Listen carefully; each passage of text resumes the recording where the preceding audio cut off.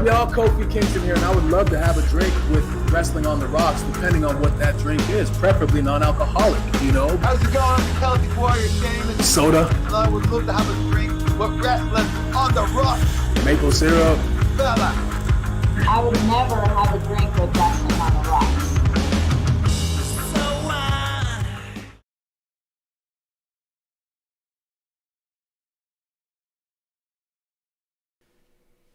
Welcome to the dive bar of the IWC Wrestling on the Rocks. We are at WOTR the show. I am at Ref Marsh.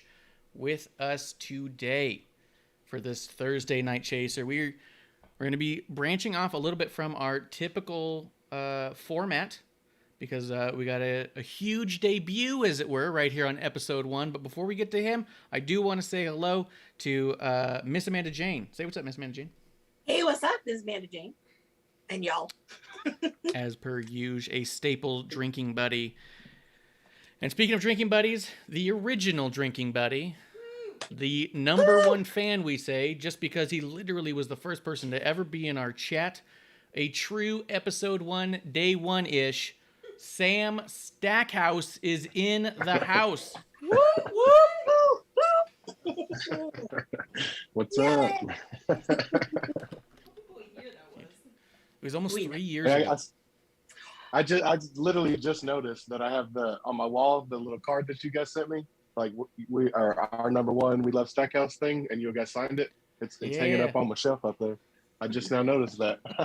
That's awesome. That's cool. If you look, Eric Klump has something very much in common with Shawn Michaels. If you look at the signature for Klump and you look at the signature for Shawn Michaels, they both draw a wiener with their names. I see it. That is true. Let me pull this down.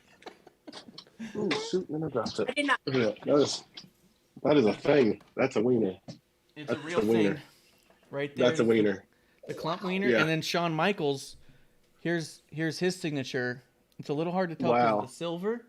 Oh, I But see it. there it is. Wow. He does it with the M. That's crazy. And then it goes over into like a head over here. Nice. So yeah, Let's something in go. common Let's between go. Klump and Shawn Michaels. That's fantastic. BadDragon.com, sponsor not sponsor. Both a couple of heartbreakers. Guys, so happy to have Stackhouse in the house.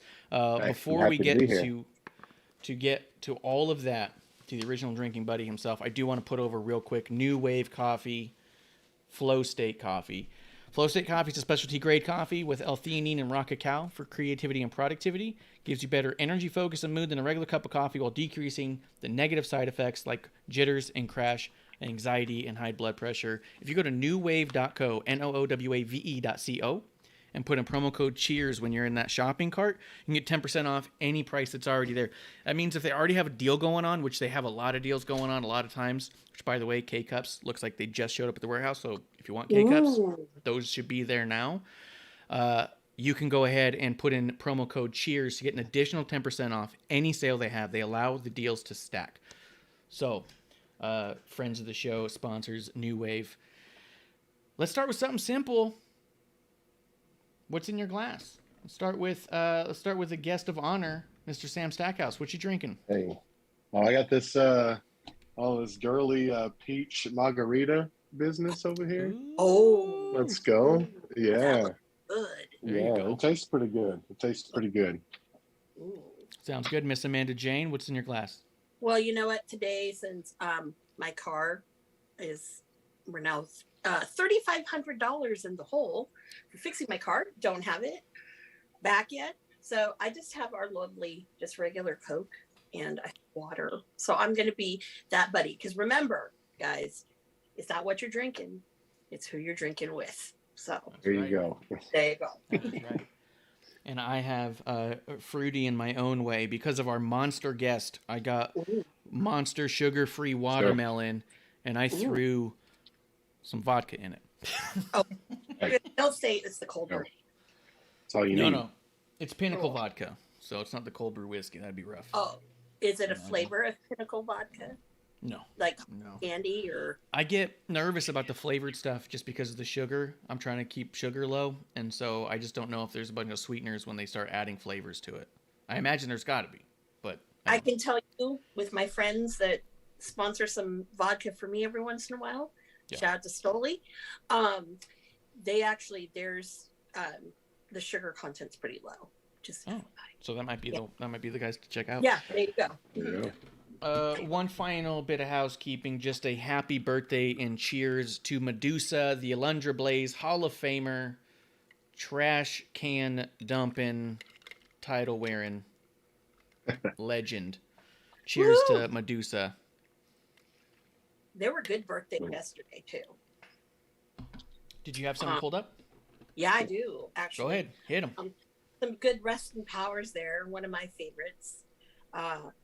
Sherry Martel's one of my favorites. Absolutely. Yeah. Jim Neidhart, his birthday was yesterday as well. Oh wow. Yeah. That's So, really good birthdays, and then also one who is alive still, big guy. Shout out to Paul White. Oh snap. Well. Oh, I forgot that. I forgot Jim Neidhart died. I forgot about that. Yeah. I forgot. I got the Really chance to meet him, and it was really cool, but really nice. That's all I had for the housekeeping stuff. We can talk about news and content if we get to it, but I'd rather get into it and talk some Stackhouse and some GCW if you guys are cool with that. Oh, yeah. So before I got a bunch of questions for you, Stackhouse, real quick, where can people support you? See the Sam Stackhouse on Facebook, Twitter, Instagram, TikTok's where most of my stuff's at. But we're working on Instagram and Twitter. I'm trying to figure out Twitter. I've just now figured that out, but I got some help. So, but yeah, all the usual suspects online. I'm starting my Twitch, so we can hopefully get some people over there. So yeah. Ooh, very cool. Jesus, let me just knock everything down. Yeah, and he's got a Pro Wrestling Tees website with a whole bunch of shirts, a couple of designs that I personally am pretty fond of. Yes, sir. Yes, sir. But also, you make a bunch of stickers, so we'll talk more about that later. But if you guys have stickers or that you need made, reach out to him in any of those ways that he just said. Yes, and as I say, because I need to get your address here so I can send these bad boys off. Yeah, we got some drinking buddy stickers coming. Yeah, they've been done. I just gotta send them off. You've been real busy, man. Did you make some of the Stackhouse Drinking Buddy stickers for yourself? I did. Where they at? Oh, here's one. Yeah. Boom. There he is. There he is. I need a Stackhouse. Having, that guy. Need one in my life. Oh, a Stackhouse JB. Well, we have the Stackhouse Drinking Buddy, so. Yeah, well, no, I'll take that. Yeah. Yeah. I'll make my background. Yeah, when I was making all the new drinking buddies of us, I was all like, you know what? I haven't seen Stackhouse with the cool drinking buddy thing yet. Let me make one up. And it worked out. That's awesome. Love it. That's awesome. So, Stackhouse, I'm really excited to have you on because I really wanted to know. There's a number of things about your adventures through GCW, which I've just found like so strange in such a good way. Like, it's just been kind of a rocket ship, so far as I can tell. In my research, I believe you debuted in GCW July 9th of 2021 at the Fight Club Part 1. Does that sound right? Yep. You defeated Aaron Sykes and Facade. This was a GCW versus local wrestling event. So you were there representing GCW. Is that right? Yeah. How did that happen where your debut... is you representing the company for the first time that you've ever been seen with the company in an event where they're fading a different company? Like, you know what I mean? It wasn't planned. I know that because it was like I was sitting there playing Madden like I do, and I get a message from someone named Brett Lauderdale, who he's like, "Hey," he's like, "Yo," and I was like, "Hello," because I'm full transparency, didn't know. And then he's like, "Have you heard of Game Changer Wrestling?" And I was like, "Of course I've heard of Game Changer Wrestling." He's like, "Well, I'm Brett Lauderdale, the promoter." So I put a pause. I Facebook stalked him for a minute to make sure that it wasn't some crazy person or whatever. Right. And then proceeded to take a lap around my house like I was about to make him in WrestleMania, and then collected myself and talked to him. And he said that some people sent him some of my clips and he wanted to work together or whatever. So, and then he said and he said to just keep in touch, and we left at that. And then like 2 days later, I was on Twitter or Facebook, one of them, and they announced the Texas shows. So I was like, that's like 8 hours for me. So I was like, I can do that. So I messaged him and I was like, would it be cool if I just came down there and like met you and like help set up the ring or help, just meet you guys and do whatever you need me to do. And then so that's how that happened. I went down there, and like I met him, didn't even know which one it was, but then I met him, and then about an hour and a half before the show, he told me that I was wrestling. So that's how that happened. And then I guess I didn't go out there and make a jerk of myself, so I keep getting called back, I guess. So but is that why you were wearing a GCW shirt? They just threw one on you so they could say you represent GCW? Yeah, pretty much. Yeah, because I when I went there, like I had not like been very well versed like Loco and stuff like that. I hadn't heard of like all this places in Houston and stuff. So like I went down there and I didn't even know what the whole like GCW versus Loco thing even was when I got there. And then I didn't even really know who I was representing or anything. So, but it was just, like I said, I haven't even processed that yet. And it just keeps on, like I said, it's been like a rocket ship. So it all literally started with a message on Facebook, because I found out later it was Joey Janela that saw my clips on Twitter and TikTok. So, shout out Joey Janela. Thanks for that. Yeah. I was going to ask you if it was Janela, because Janela's one of these ones who I'm always saying, he has such a good eye for talent, what people want to see. So, but it was him. So, yeah. Cheers to you, Joey. For sure. Did he show Brett the clip of you crushing that Walmart employee? Yeah, I'm assuming it was that, and then probably the moonsault or something like that. Yeah. And that wasn't even the worst part about that Walmart one. It was the table that was the worst part, because like I've never side story, because that's probably gonna happen a lot. Side quest. That day, like I've never thought that I was gonna fight somebody in a match before, but I almost thought I was gonna fight somebody, because like they wanted me to do the table spot, but they couldn't find a table, so I didn't think I was doing it. I went out there and it was like a squash match, so I squashed that dude in like it was like a minute and a half or something like that, and I was going to leave, and I guess the promoter / ring announcer, keep in mind too, found the table at some point in that minute and a half during the match, and I'm like walking up the stage and someone like grabs my shoulder hard and like turns me around, and I was like, what the heck is happening? And it was the promoter, and he helped like and also keep in mind also / ring announcer helps me set the table up and helps me set dude on top of it just so they could get a video of the spot. So it was ridiculous. So good. Real quick before I hit the chat, because you got some chatter in there already. Just as part of that side quest, what was the deal with the guy wearing a Walmart vest? Is that guy's character that he's a Walmart greeter? Yeah. Oh yeah. That's his thing. Yeah. He's a Walmart employee. Like he's like a disgruntled Walmart employee. Like he'd go out there and like cut promos on Karen's type situation, and like just basically anything that people who work in retail want to say to people, he would just say to people, and then he would get beat up. So that was his thing. That's awesome. That's such a good character to have. That'll work. People are too serious. I love it. That's great. Plus, I think he legitimately worked at Walmart, which made it better too. So That's why he had the vest. I wonder if Walmart's ever noticed that stuff is out there and been like, hey, you can't wear the vest out there. I worked at Walmart a while back. I still have my vest out there in the garage somewhere. Dude, we can be tag team. Exactly. I was about to say, at some point, he should be out there getting attacked and looking for a tag team partner, and you should come out in your Walmart vest, because people will blow the roof off just because the idea of you having a vest that would fit you would already make people go, holy shit. Yeah. Like they put some time into this. Like this is legit amazing. Yeah. Oh yeah. Like, oh my God. They're like, it's got to be that GCW money. He can afford it. Yeah.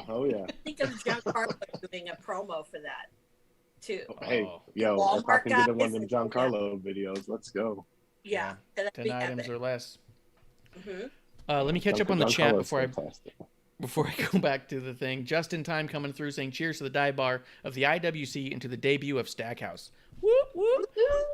Also, the odds that Stackhouse would debut on episode 1 is incredible. I know, right? Splinter Fox in the chat says Twitter is a toxic land. You don't need it.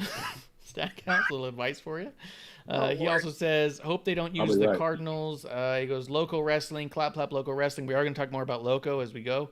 Sprinter Fox says, Joey's the best, and Stackhouse versus Dante was sweet. Respect Stackhouse digging the Bam Bam gear, too. We're going to get to that, too, man.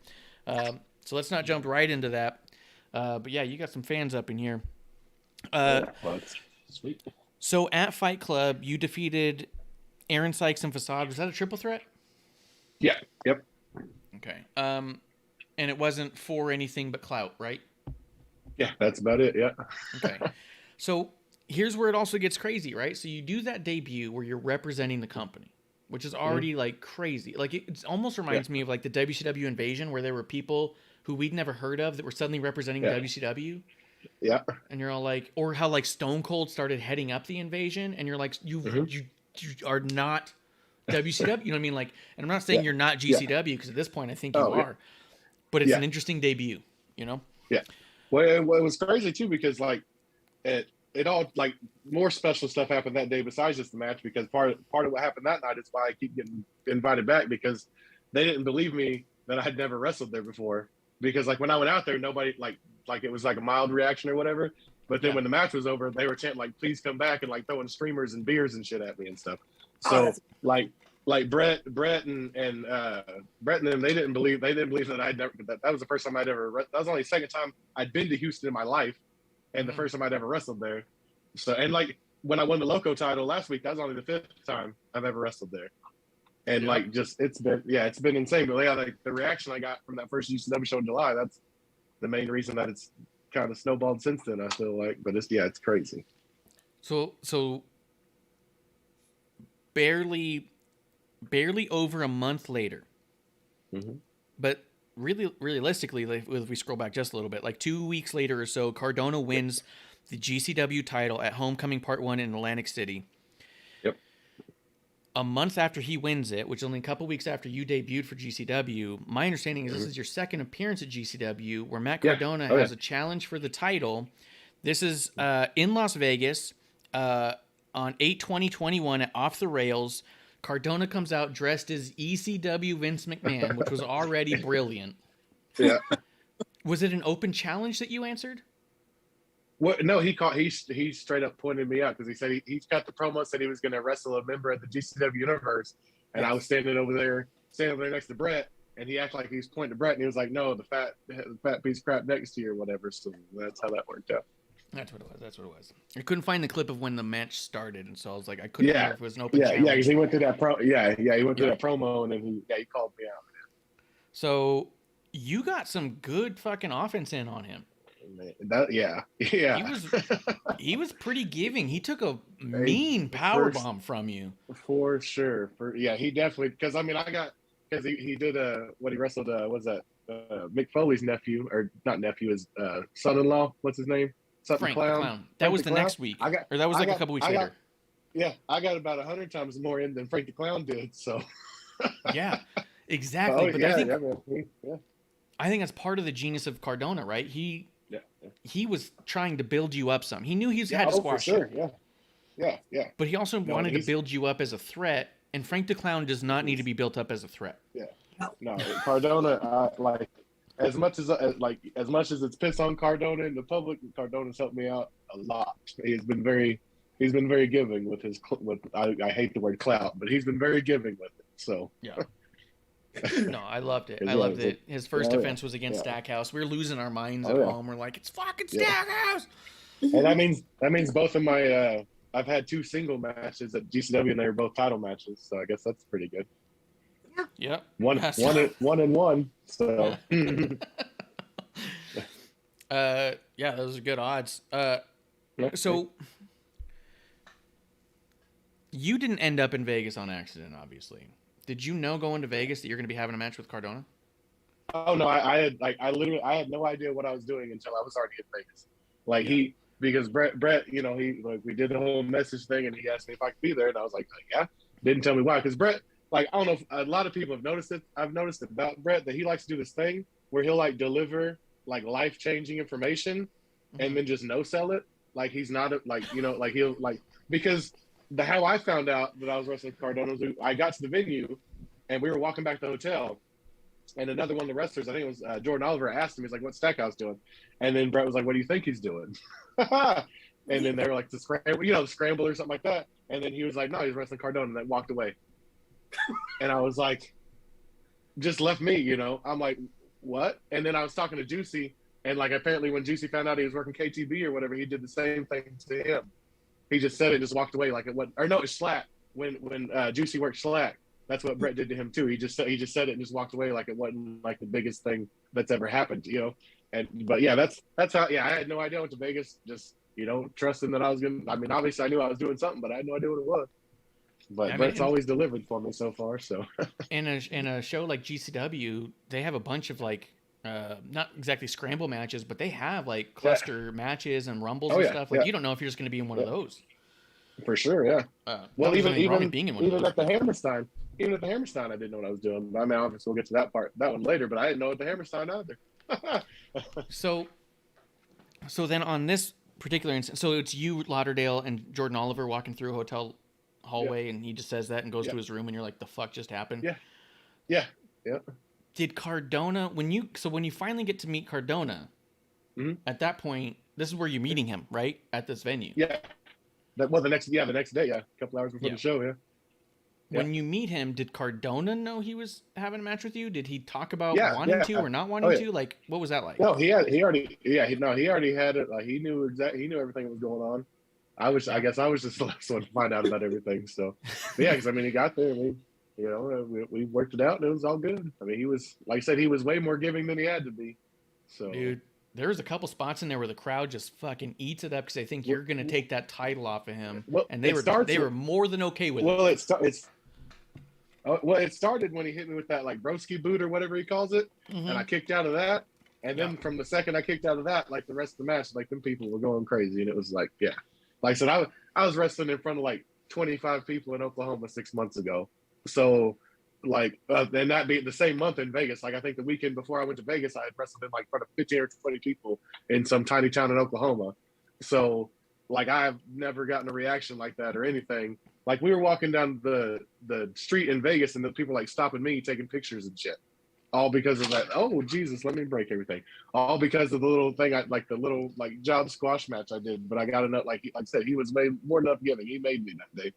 And it's been crazy since then. He made sure you looked like powerful and like it was cool. But yeah, here it is, your second match in GCW, and the crowd is ready to make you their champion. Yeah. I mean, partly because they hate Cardona so bad. True that. Yeah. I don't want to diminish Cardona's work there. No, not at all. He has some heat. Yeah, but they were more than happy for it to be you. Yeah, it was 2 weeks ago 2 weeks before that, they filled the ring with like a 2-foot layer of trash because he won. So 100%. They didn't want the title on him no matter what, but at the same time, they were behind you, and it was really fucking cool to see. Oh, it was crazy.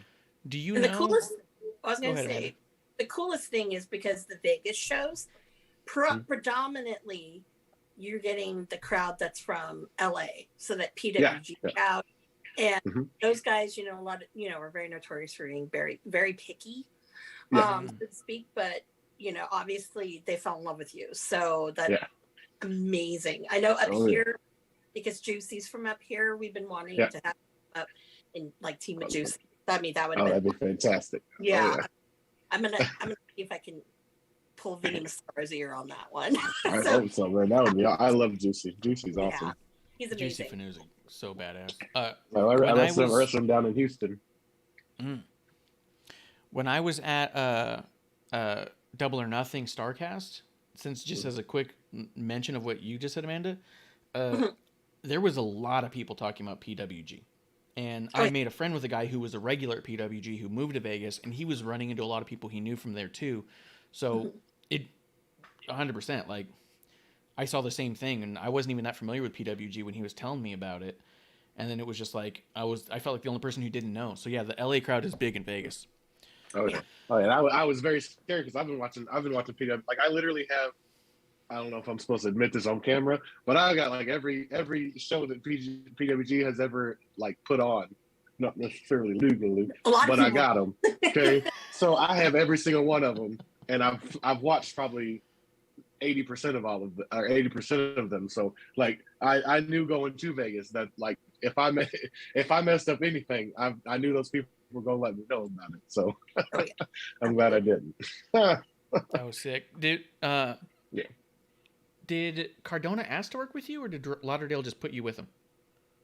Oh, I literally have no idea. Like I've wanted him, like, because like I just don't know what the thinking was of him, because he had Brett had only met me like a few weeks prior to that in Texas, and like he had a plethora of people that he could have picked from, because he could have picked either from California or Vegas. Yet he called he called little old Sam Stackhouse in tiny town Oklahoma. Like it still blows my, like I still have no idea what I was even doing there.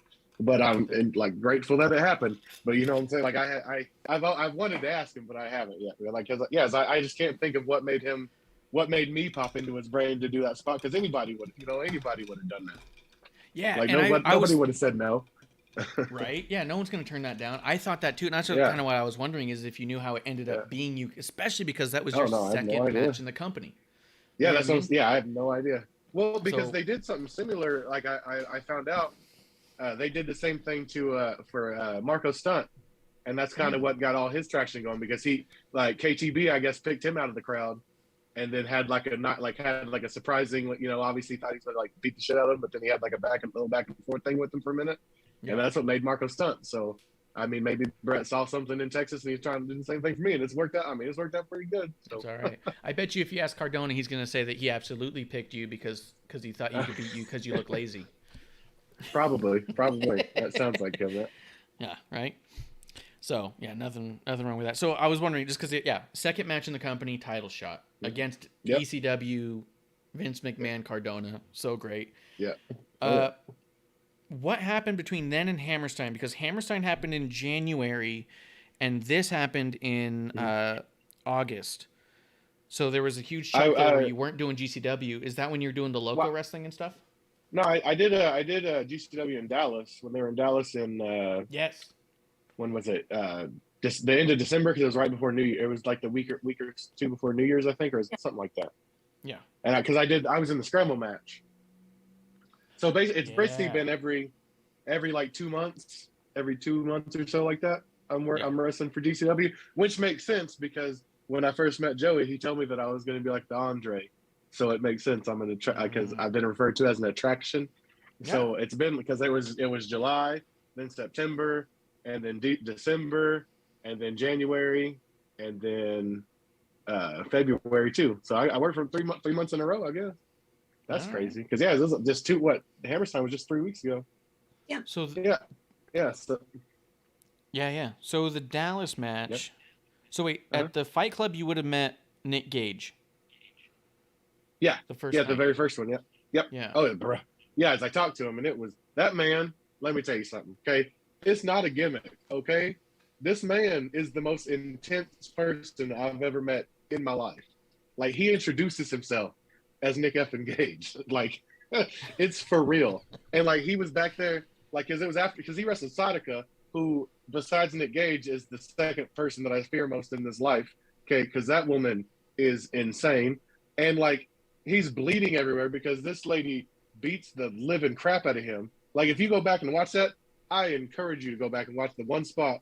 She hits like a spinning frog splash on him on a door that's got barbed wire on it. The referee has to stick his fingers in Homeboy's back to like pull the barbed wire because it like wrapped around him. It was awful. Like, he couldn't wrestle the next day because he was supposed to wrestle I think he was supposed to wrestle Alex Colon the next day, and then in Dallas the next day, but Sadaka wrestled the next day. She wrestled Slack the next day in a death match too. But yeah, she beat the shit out of Nick Gage. But yeah, that man is intense. I didn't mean to go off on another side thing, but he is like I said, it's not a gimmick with him. That man is intense. But he's also like the sweetest person that I've talked to too, because we talked for a while. But once you get past that intensity, you gotta. But yeah, he's an intense man. Yeah, there's a lot going on there. I know when I was at the GCW show where he went up against Suzuki, that was when the Briscoes made their first appearance and won the titles. Yeah. Yep. And just the way the Ukrainian Culture Center is set up, their backstage is an alleyway. Yeah. And so if you go behind the building, you're just on the other side of a chain link fence of their backstage. So yeah, I watched Cardona's what's it, the vlog. I watched his vlog from there. Yeah, that's legit it, man. That wasn't a fucking thing that they had to find. That's just it. Because I'm just fucking nosy, I was like, I'm just gonna sit here and listen. And I got to see him sit down with the Briscoes and talk to them from what it appeared to be one of the first times they got the chance to talk, and just hearing them go back and forth was fucking sick, man. And he was a cool dude from that regard. So I just gotta imagine, was he excited to have you over there, or did he not even, was he not very familiar with you? Just happy to have. Well, it made me feel good because like in Texas, like he didn't, like, obviously that was the first time I met him. He'd never heard of me. But then in Vegas, like he remembered me and shit, which I thought that was pretty cool. And then we like went to Walgreens and stuff. It was pretty nice. It was pretty cool. That's cool. Going to Walgreens with Nick, because I was going to Walgreens with Nick Gage, and like it was, I'm gonna tell the story anyways. I don't care. It was me, him, and Brett, and like Nick Gage is like stacking up all these like sweets and like muffins and shit, and like Brett's going behind him trying and like replacing them with like watermelon and like apples and stuff. and Nick was like, "What is this shit?" And Brett's like, "You should eat that." He's like, "That's better." He's like, he's like, and he grabs this one. He's like, "But I eat this every day." And it was just like he was just deadpan. Like it was like I said, like it's not a gimmick. Like he was just like, "Just give me my muffins, man." It was great. It was great. I know it also might sound a little bit silly, but I worked in a prison for a long period of time, and I know that Nick Gage tells actually a great story about his time in prison on Sam Roberts' show. So Sam Roberts Wrestling, if you take a listen to that, the Nick Gage interview was actually one of the interviews that really turned me around on Nick. I didn't know enough about him, and all I'd ever heard was this guy's legit and he went to prison and stuff. Well, having worked on the other side of the fence, I am not I'm not wired to just have respect for someone because they were an inmate. Does that make sense? Oh yeah, for sure. I've also seen a lot of people who have definitely fluffed up their image by being an inmate, and you can tell they're telling stories out of pocket and all that stuff. So I was real hesitant. I was just hesitant about it. And so I wasn't going to listen to the interview at first, and a lot of people told me to listen to it, and I finally did. And when I did, I just gained a ton of respect because he's so honest and open. He he's not fluffing up his ego with it. He's just being honest. And it was really cool and refreshing to hear someone not glorify a thing, but also not back down away. Like he wasn't shameful. He wasn't prideful. He was just honest. You know what I mean? Oh yeah, for sure. Yeah. So it was really cool to see that. So to circle back, that's kind of the shit you get in prison. Honey buns and muffins and top ramen and stuff. I wouldn't be surprised if it's because he got in better shape when he was in prison. Oh, for sure. Yeah. He came out of prison. Exactly. And that's not uncommon for them to be eating that shit food, but be working out every day and see a result, right? I wonder if it's just out of that he's just like, hey man, I want my honey buns. It might have been. Yeah, because like I said, it was just hilarious the way it played out. Because it was like a TV show. Because Brett was for real just sneaking up behind him, trying to pick out the sweets and like replace them with fresh fruit and stuff. It was just awesome. But yeah, Nick. Yeah, but like I said, I went up to him. I told him, I was like, bro, you're a machine. I was like, I would need like a month or two probably to recover from that match that he had with Sadika. I was like, y'all about to turn around and do this stuff or tomorrow, next week, the week after that. And like, some of these guys, especially I met at GCW, like some of these dudes are just, they're not human. I have no idea how they do some of this stuff and keep going. Right, dude. And then was it Cardona's been shining a great light on that a lot of people don't get to see because he does it in a way. I mean, he's just a genius, but like the way that he still will post from time to time. Just found another piece of glass in my back. Haven't had a fucking death match in 6 months. Fuck these garbage outlaws. It's so good because it brings heat to him, but it also highlights what the other guys are doing all the time. You know what I mean? There's no way Nick Gage doesn't still find. Plus, it's legit too because. Plus, I mean, it's legit too because like if you look at Cardona's back, it's legitimately scarred up from that match. For he permanently scarred his body just to do that match with Nick Gage, and like so. If people don't think that Cardona's taking this stuff serious or something like that, I can't understand how you wouldn't think that. Because like I said, like his shoulder, like it's for real, like forever scarred up from that one match. Yeah. And this man has won belts on WrestleMania and stuff. So like his love, like, and it's the same for everybody on the GCW roster. Like the love that these dudes have for like wrestling in general just should never be questioned.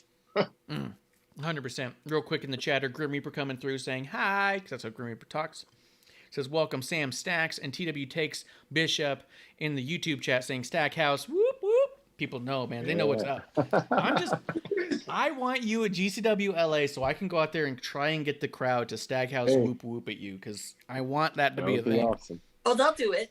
They'll do For it. 3 years, we've been doing it on the show like fools. Yeah. Yeah. Well, I'm if I'm being honest, I'm having like a weird thing in my brain, because I'm gonna tell you right now, there's been many of time that I've like replied to you guys or like talked to you while I'm driving down the road, but obviously you couldn't hear me. And now I'm talking to you, so it's kind of weird for me too. Because many a time I've been because like when I was driving the truck, because that's how I found you guys in the first place. Like I was literally unloading my trailer, and I just went onto Twitch and I typed in pro wrestling, and then y'all's thing happened to come up, and that's how that even happened. I was unloading laundry out of the back of a semi truck. I mean, it chokes me up when I think about it, because it's so cool. Like, we're such fans of yours, and to know that the way you came in on the thing, and within, what was it? Within a couple weeks or so, I designed a shirt for him. You didn't even have a pro wrestling tees at the time, so I put it up on my site. Every time the shirt sold, I just sent you the money that I got from it, because I wasn't trying to take money out of your pocket by any means. Oh no, but I wanted you to have something going. So the second you open up your pro wrestling tees, I was like, here's the P&G, put it on your site. I'll take it down off mine. And it was cool. Like it's just been kind of fun. Got the sticker version of it right there. Yeah. Man, I get a kick out of it. Stackhouse is okay, because like, dude, you're Oklahoma. Dude, that's something that annoyed me about all the stuff I saw about the Las Vegas show. They kept referring to you as a local talent. And I was like, he's not from Vegas. It's a bigger deal that he was there, because you're an Oklahoma guy. I would accept them calling you a local talent in Texas, even, because you've done a number of things in Texas. But not Vegas. I don't accept that. Not at that time. Let's say not at that first time I wrestled for GCW in Texas. I'd only wrestled in Texas one time my entire wrestling time, and it was like 300 miles. This year it'll be 13 this year, since 2009. Yeah. So, and the last time I wrestled in Texas in like, let's see, it was the year that I got with my wife. So it was like 2015 was the last time I wrestled in Texas before that July show. And like I said, now like I'll be in Houston on Saturday, and that'll be the 6th time I've ever wrestled there.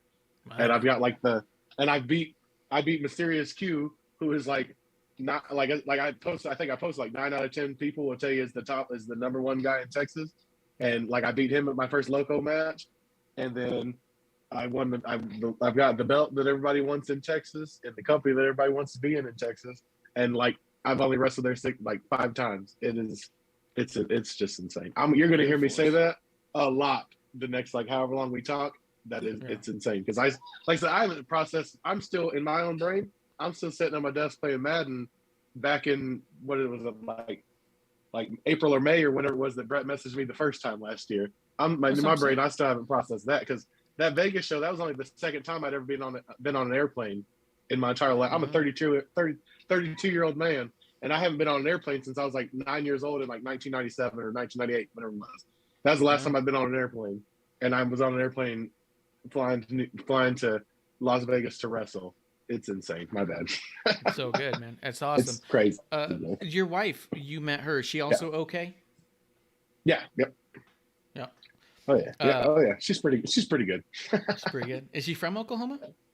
Yeah. Oh yeah. Yeah. Well, we live in her hometown, because I moved here. So, well, we met in this town too, because we met. I mean, we've known each. We didn't meet in 2015. That's when we got together. We met probably 2012. Because I was doing a show in the little town we live in now.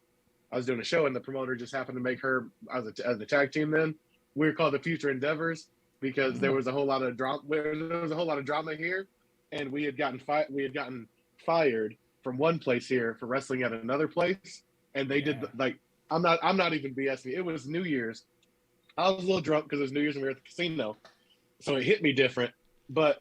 And I was a cocky little douche back in the day too, but like they posted good luck to Chris Morrison and Sam Stackhouse in your future endeavors, and like I lost my mind. So we were a tag team called the Future Endeavors for like it was like 2.5 years. We won belts and everything, just because they made some stupid status, but it was insane.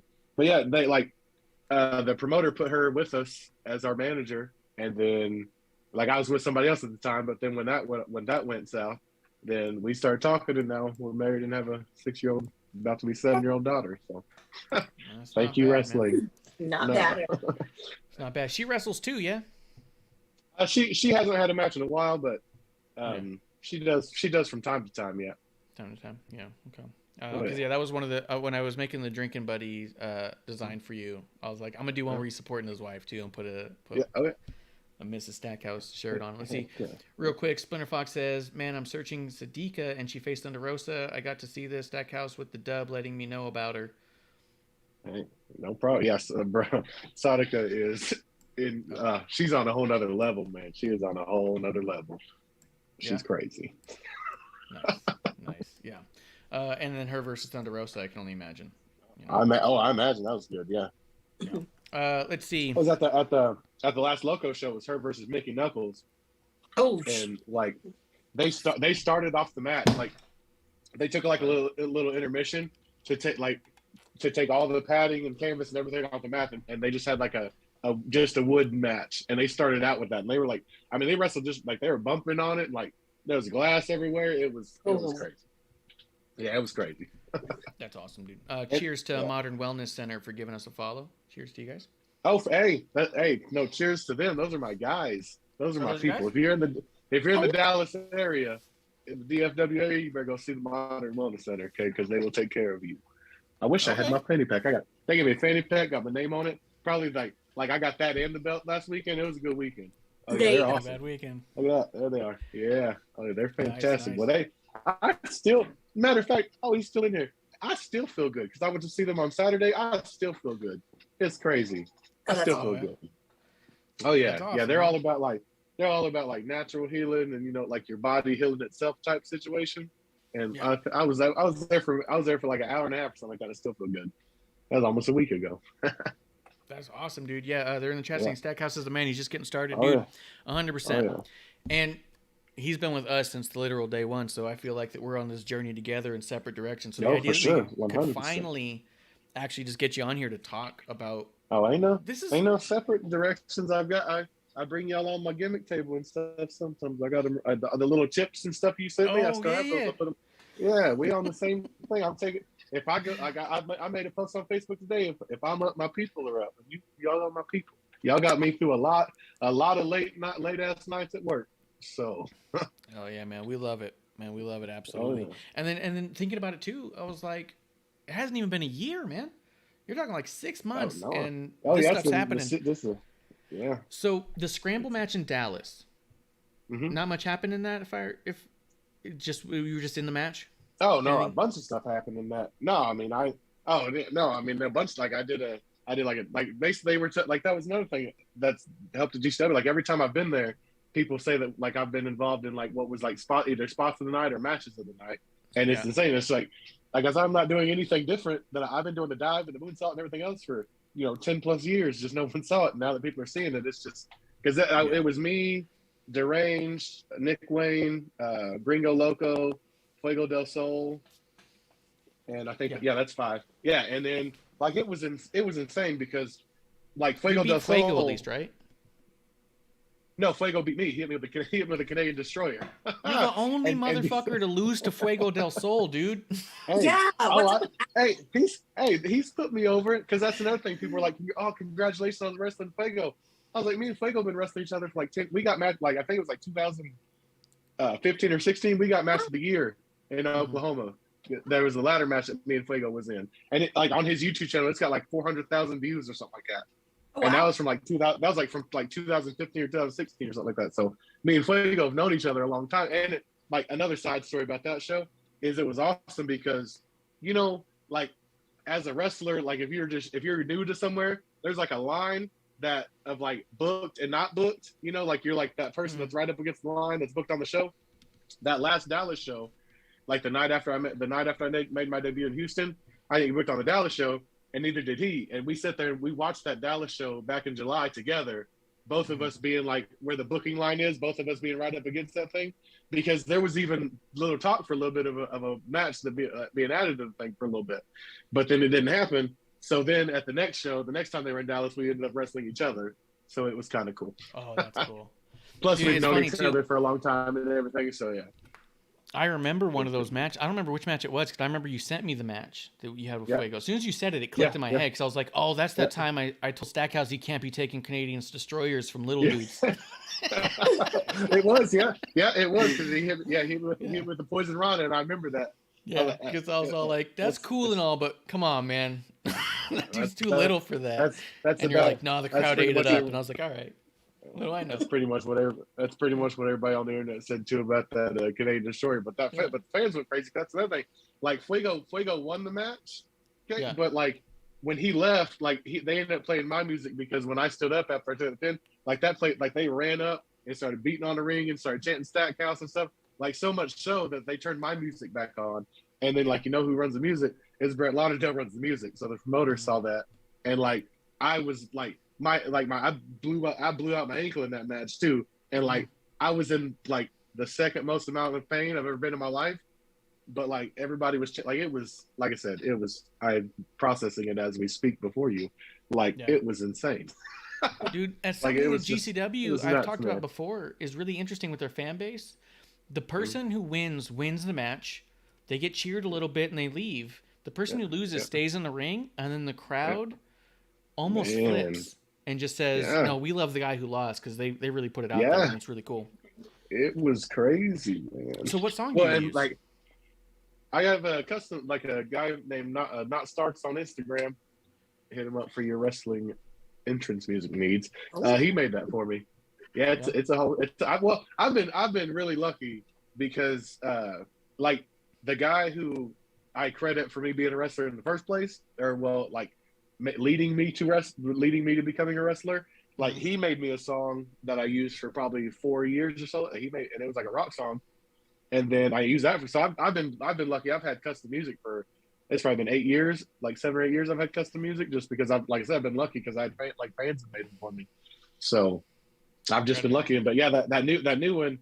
It's a rapper on Instagram, and if you find him on Spotify, he makes like all of his music on Spotify, it's all wrestling related rap. So like, it's pretty, like he has some called like Hulk Hogan and like big or NWO and stuff. Like it's pretty good. Yeah.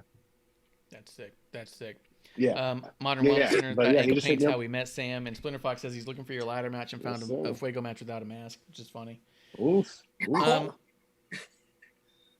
Stackhouse, was there a side story you wanted to tell about that Fuego match in Dallas? Oh, well, that's what I was telling about we watched the last show together. But yeah, I messed up my ankle because like I've done that dive. I've done that dive probably 100 times, but like I'm used to just hitting the floor, because obviously whoever I do the dive on, they just bounce off me and I hit the floor. Well, that's not what happened, because I dove out onto 4 professionals and they caught me, and I was not prepared for that. So they caught me, and I landed on my feet, fully not prepared to do so. So like my stuff just gave out, and then I came down on my leg my ankle that was all bent backwards and stuff. So it was luckily I didn't break it. It was just a really, really bad sprain, but I was off it for about 3.5 weeks, and there's still some pain in it, but it's good. But yeah, the Modern Wellness people, they acted fast. They put me on this like a little robot red light thing on my ankle. It was crazy. You're like a Terminator. The future is now. Apparently you're not supposed to ice. You're not supposed to like ice your thing when you first get hurt. Did not know that. No so kidding. That was helpful. So, but yeah, like and like I got to wrestle Deranged too, which that was crazy, because I used to watch Deranged back in like 05 and 06 on Ring of Honor, like when it was still on like VHS tapes that like random friends or DVDs that random friends would bring over and stuff. So he was in that match, and that was crazy. And then Gringo Loco got me through that match, because I don't know how insider we're supposed to get. I don't really know. But like if you go back and watch the footage, you can see me begging Gringo Loco to cut me off, because I was like, my ankle is effed. Please save me. And he was like, no, bro, you got to do it. Because like after my ankle got hurt, I did the heel kick, I did a moonsault, like a running Samoan drop, and then I took a Canadian destroyer all after I hurt my ankle. So like it's all because of Gringo Loco that even happened, because he got me through that, and he's and that match that he had last week, I don't know if you watched the show from Dallas, but him and Psycho Clown, man, that was probably the one of the craziest matches I've ever seen in my life. But yeah, Psycho Clown's get back on lunatic. I track. like him. Man, he's crazy. He is, and he's big too. Like he's got to be like 6'5", 6'6", something like that. Like he's a big dude. How tall are you? I'm 6'3.5", 6'4". So it depends. Because I was at the GCW show and I thought I might have seen you, because there's a dude who looked a lot like you, but he probably couldn't have been 6 foot. If I'd known how tall you were, I wouldn't have asked him. But as he walked by, I went, "Hey, yo, are you Stackhouse?" And the guy just went, "No, that guy's way bigger than me." And I was like, "Okay." Well, that's also funny too, because in Dallas there was this guy from Ohio that was like way bigger than me, and like he said he was walking out, and he's from dang, I should have remembered it. Now I'm gonna look stupid, but I can't remember it. Some fed in Ohio. He was down here for the GCW shows, and he was saying that like he's a bigger dude too, but he's bigger than me. And he was saying that people, like somebody walked up to him and like high fived him and was like, "Bro, that was fucking awesome," at the Dallas show, because they thought that he was me. And he goes, "That little guy?" Yeah, he's like, "I'm not the guy." I wonder if it was someone from AIW. No, it was. I want to say like. Or Is there one that starts with like a U? Is there one that starts with a U under like undisputed or un? There might be because it's either, most people are either Sammy Callahan, one of his kids, or they're from AIW. Because I can't remember. I can't remember what it was. No. And it wasn't like H2O, because I watch H2O a lot, but it wasn't that. But I'm sure I'll think of it. Yeah. I just think it'd be funny if one guy was like, "He's way bigger," and then someone else goes, "Oh no, he's way smaller. That little guy is." He's small. Yeah. Amanda, before I start grilling him about the hammer sign, I feel like you haven't had enough floor time, and I feel bad. Is there anything you wanted to ask Stackhouse you haven't been able to ask him yet, or you? Oh my gosh. Well, no, I was gonna say, because like with Gage, like, man, it's so true. I mean, that he is probably one of the most real people. And I was gonna say, like, because Marsh, if you had never worked in a prison before, like I could tell you my Nick Gage story of how I was invited. Actually, I don't know if you know this one, Sam, but he was at Ring of Honor. I think it was an anniversary show, and he was there. I'd only met him once, and this was the original first LA show that they had at this real small venue. It's the David Arquette show, so that's the that show. LA, yeah. I was watching that one. Yeah, and so I'm there, and that was my first death match, and I'm in a ball. I'm like, you could see me in a ball behind my friends. It was quite funny. But ironically, that was my brother's first death match. He was also there. Yeah. Mm-hmm. Yep. And my friends have blood on their posters from David Arquette. So it was kind of cool. They got to sit there. But no, so he remembered meeting me from that. And, because we had a small conversation. And he was like, "Man, you were so into it, like up on the rail," because I was then, double fisting the two fingers and everything. Not supposed to do that when you're facing a hard cam, but Hey, I'm a Marty girl. What can you expect? So he was like, "Yeah, we're doing the show downtown. You should come." And he's like, I'm like, "Oh, okay." And I'm sitting here like, I'm probably just gonna go to bed. I'm tired. Well, I ran into someone I knew. It was actually Shane Taylor, and we were talking, and he said, "Oh, what are you up to?" And I said, "Well, I was just gonna go to bed." And I said, "But Nick Gage invited me to the show." And he goes, "Oh, you're not going?" And I go, "No." He goes, "If he invited you, you better go." And I'm like, I got to meet him at Loco, at the last Loco show. He was there. Yeah, and I talked to him about being a big man. He gave me some good advice. He's amazing. Cool. He's an amazing person to really kind of get the ear on being a good guy, big guy. And he's gone through such a great transformation in the last year or so that it's unbelievable for me. Yeah. But so I went, and we see Gage. We came in, and he goes, "You made it." Gives me this big hug, and I'm like, "Yeah." And so then he pulls me in because it was crowded. He kind of whispers in my ear, but it really wasn't a whisper. It was just loud. He goes, "If anybody fucking looks at you weird, they fucking are talking shit about you, they're doing this and that." He's like, you fucking stop what you're fucking doing and you fucking come find me and I'll fucking kill him for you. Oh God, I did it again. That sounds like, just like him. That sounds just like him. I was like, oh, thank you. Yeah, I didn't know what to say to that. Yeah, And then he's like, no, I'm fucking serious. And I'm like, okay. And then we were going in and the girl was like, it was at the time, it was Teddy Hart. Teddy Hart ran the show, but whatever. But his girlfriend at the time was the one who was taking money. And Nick was like, no, they're with me. No, no. And oh yeah, that sounds right. Yeah. Okay. And then he was like, remember what I said to you? And I'm like, okay. And then I was sitting there, my friend was like, did he just basically tell you? I think so. And I don't think he was fucking around. I think he's serious. Serious. I don't think he takes a lot of shit. Just my hunch. No, not at all. Maybe he not knows. At all. I don't know. I don't know. I mean, but is what it is. But yeah, no. I think one of the things I think, Sam, which is great with you, is like the two people I think right now from GCW in the last year, who've really came and really kind of made a difference because they were like, hey, I'm seeing, hey, can I help out with you and Juicy? Yeah. I think that both of you have such a great story. Well, I mean, people don't realize how far that goes. Right? Because like I said, I showed up that first show with no intention of actually being on the show. Yeah. So because I was even talking to Facade the next day, and he thought that Brett was joking, because Brett was like, he asked what he was doing or whatever. Brett was like, probably wrestling this guy, and points at me, and that's how I found out that I was wrestling. And Facade said, between the look on my face. And I had my nice clothes on, so I didn't want to look like a piece of crap. And he said he thought it was like production or something like that, and he thought that Brett was joking. And I was like, "Well, so that makes two of us," because I was just as surprised as you were. Oh yeah. It's one of those things, and I think for anybody, because I'm a big Indies person, as you kind of know from listening, that I think that's one thing.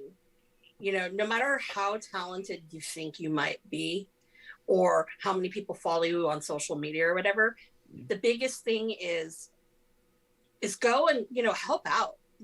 Attitude is huge. I did an Abyss seminar one time, and he talked about that. He said that he could have a whole notebook full of guys that were probably some of the best workers that you've ever seen, but their attitudes in the background, and he said that you don't know their name now, because their attitude. And I was like, and that spoke to me. That was probably 4 years ago, something like that. So now, I've said it on every interview I've ever done. My goal is to make sure that there's not one person in this world that can be like, oh, that Sam Stackhouse, he was a dick to me. It's my goal in life to make sure that not one person can say that, because number one, it's not I know how I feel when people are dicks to me, and I don't like that, so I don't want to do that to anybody else. It's just, plus I believe in karma and stuff like that. And I'm fairly positive that I have cashed in a lot of karma the past 6 months, because it's happened so fast. That's the only explanation I can think of. But there's more coming to you.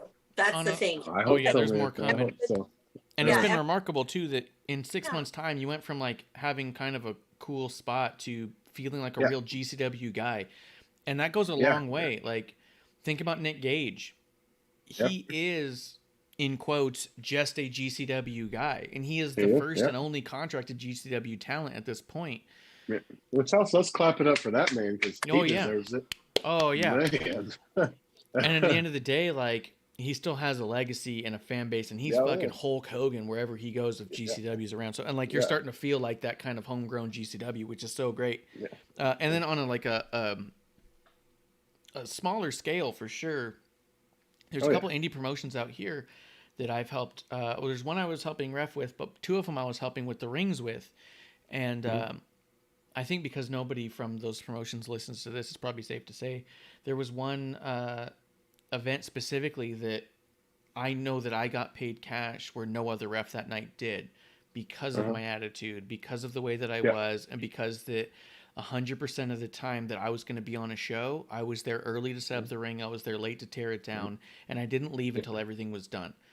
And a lot of other talent wouldn't, right? And it was actually to a point where there's another promotion that would reach out to me every time. At this point, because I've been so busy with my podcast and the other podcasts I help with, it hasn't really panned out the same. But they would reach out to me and ask me to come down and film the stuff and help with the ring. And the promoter would reach out to me directly, specifically, and offered me things here and there because there was a number of shows that this guy had at a pretty big venue where me and the promoter set up the ring and me and the promoter tore down the ring, and not one single member of the talent roster, ref or otherwise, lended a hand at all. Yeah. And it was just crazy. And so like me and that promoter have a pretty good relationship because of that, you know? Yeah. And that's what's crazy about like GCW, because like these guys, like there's people in that locker room that could very easily have an ego and be a dick and shit like that, and like nobody would bat an eye because they've done things. But like I've not met one person this whole GCW run and stuff that's not just the coolest people I've ever met in my life. Like, awesome. I mean, like they're just, you know, like they're just regular guys, and like but like I've been in Oklahoma for like almost 13 years now, and when my first night at GCW, I got treated better than I get treated in my home locker rooms. Mm-hmm. And like, and there's people here who haven't wrestled, have not wrestled a show that they're like grandpa or their mom or uncle hasn't been at, you know what I'm saying?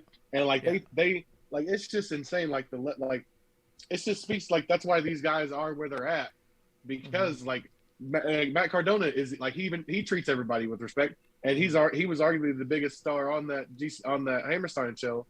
Yeah. Yet he still treated everybody with respect, and like, so it's just crazy. Like, dude, it's been more humbling too. Like it's been super, yeah. And he was fantastic. Like I met CM Punk the night before. He was super nice. Like what? It was at the Hall of Fame thing. He was. Oh, that's right. He inducted Dave Prazak into the Hall of Fame. Dave Prazak, sweetheart. Kevin Gill, sweetheart. Giancarlo has been the sweetest man to me since day one. Like Brett has been super sweet to me since day one. Like and like these guys have no reason to be, like I said, I'm just some nobody from Oklahoma. Like they have no reason to be nice to me. Effie, absolute sweetest man I've ever met in my life. Like it's just insane. I'm so excited to get to meet him tomorrow. I'm so excited. Oh yeah, he's fantastic. He's supposed to be helping me with my Twitch stuff. Because we're trading Twitch for TikTok, because I kind of figured out TikTok better than I have anything else. So tell Effie Stackhouse sent you. For sure, yeah. But like I said, like it's just crazy. Like I get treated so well there, and like I said, these guys, all the guys at the Hammerstein, the Briscoes, nicest people I've ever met in my life. Like they were, like it was insane. Like also, like I said, I'm a fan. I'm still a fan. I'm not one of those wrestlers that's scared to admit that I'm a fan of professional wrestling. I love wrestling, and I love these dudes. Like I've been a fan of the Briscoes, and in Dallas, like they watched that scramble match, and when I was coming out, like from the back, like limping because my shit was broken in half. Like they were singing my song. Like when I walked out of there, Mark Briscoe's like Stackhouse, and I almost died. Oh man! It's just insane. Like, and like I said, it just speaks to like these guys' love for wrestling and stuff like that. And it's just, I don't know what my point was on that, except that they're all super cool people. No, and sick, like, man. and I think that's another thing about GCW. Why GCW is so successful is because like all the guys are approachable. You know, like Tony Deppen might seem like a douche, but if you go up and talk to him, you know, you're gonna get a good conversation out of him. Yo, like when we were there, and we locked eyes with Jacob Fatu after the show was over. Yeah, and I mean, dude, you wouldn't be here if we weren't both marks on some degree, right? If we weren't such big fans. Oh, for sure. Yeah. Because that's what I was looking up. I was looking up shows about wrestling. Yeah, how can I hear a couple of yahoos who know nothing talk about wrestling? Well, that's us, man. It's a couple drunk yahoos. And that's why, I mean, we love it, right? Because, you know, but he was walking across, that show was over, and I locked eyes with him, and there's just no doubt in my mind, my eyes must have lit up, because I just was like, you know what I mean? And I just went, oh shit. And then like, as he's walking, he sees me, and he kind of like turns away, and then he stops, looks back over at me, and then he just waves me over. He goes, come here. So me and producer lady go over there, and he goes, come on, man, let's get a picture together. And I was like, dude, and I started talking about Hammerstone, because him and Hammerstone have a big history. Hammerstone's a local guy out here. But like, these guys are so approachable at certain times. It's just wild. And I was going to say that X-Pac, Sean Waltman, his association with GCW tells me a lot already, because he's talked about in the past how when he went to go help out NXT, he went with one of them on one of their loops, right? And he mentioned on his show that he was trying to help them build and tear down the ring. And he said a lot of the talent was like telling him to get away. And he's like, no, I'm here. I'm going to help. If for one, Charles Robinson's the first guy you see tearing down the ring at any SmackDown you go to. And if two, if Sean Waltman's on a show and he's trying to help build the ring, then all you need to know is your dues are never fully paid.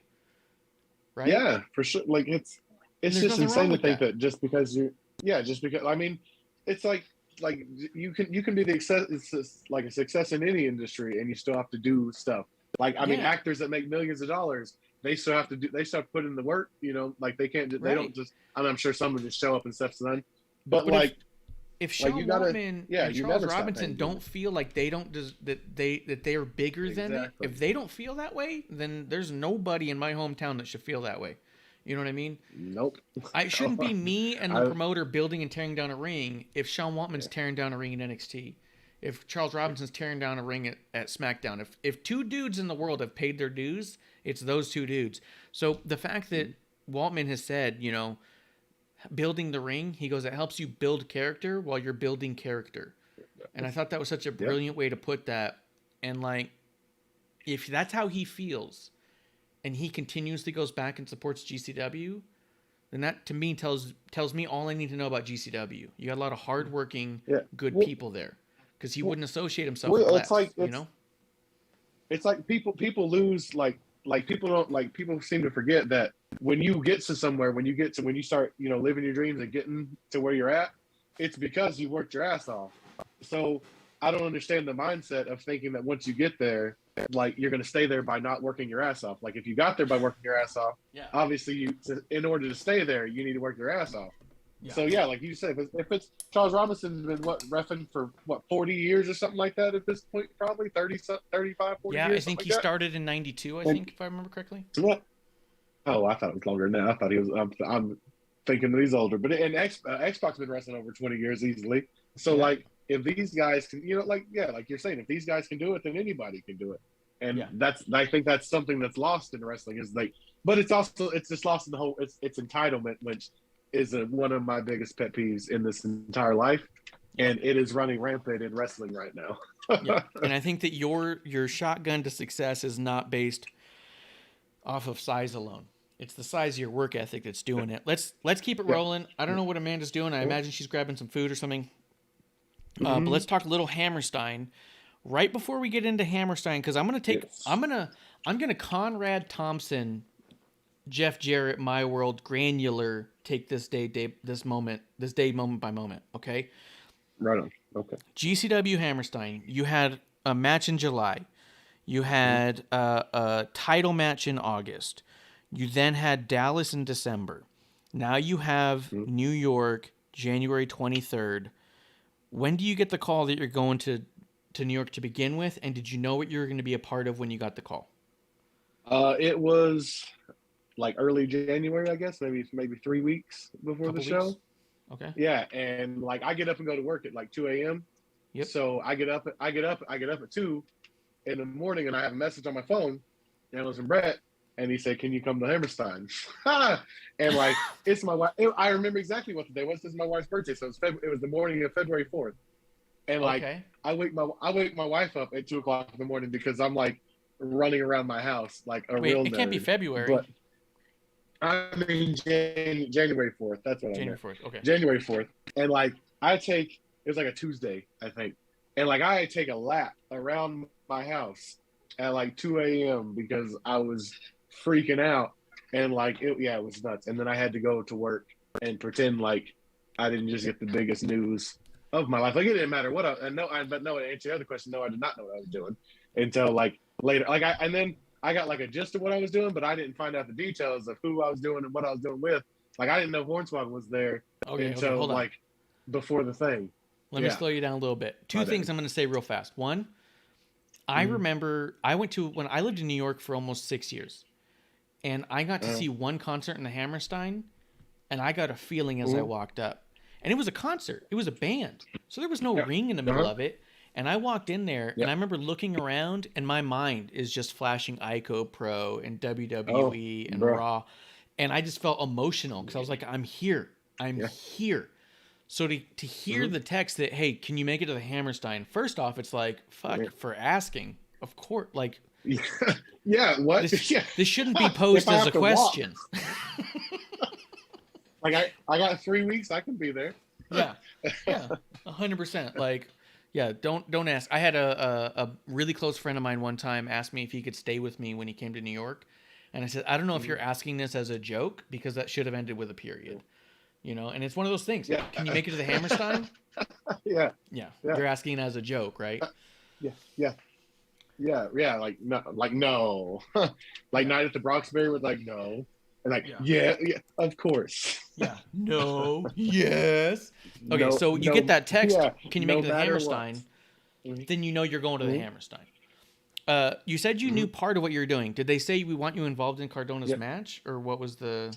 Well, I kind of, and then, well, no, I mean, I kind of assumed that's what I was doing. I couldn't really think of anything else, you know, that I would be coming there for. But like, I had no idea to the extent of how many people were going to be involved and all that jazz. I had no idea about any of that stuff. So, well, because they did have that Battle Royal match before. The first match was a big Battle Royal thing. And like, that's one thing. Speaking of Battle Royal, like, that has blown my mind, because people have actually like shit on the fact that I only had like a 1.5-minute spot instead of being in the Battle Royal or something. And I'm like, let me explain something to you. And I'm not shitting on anybody that's gonna sound, I can't do it without sounding bad or not. I'm not saying like it's not a good thing to be, like, I would have been in that Battle Royal in a heartbeat. Do not get me wrong.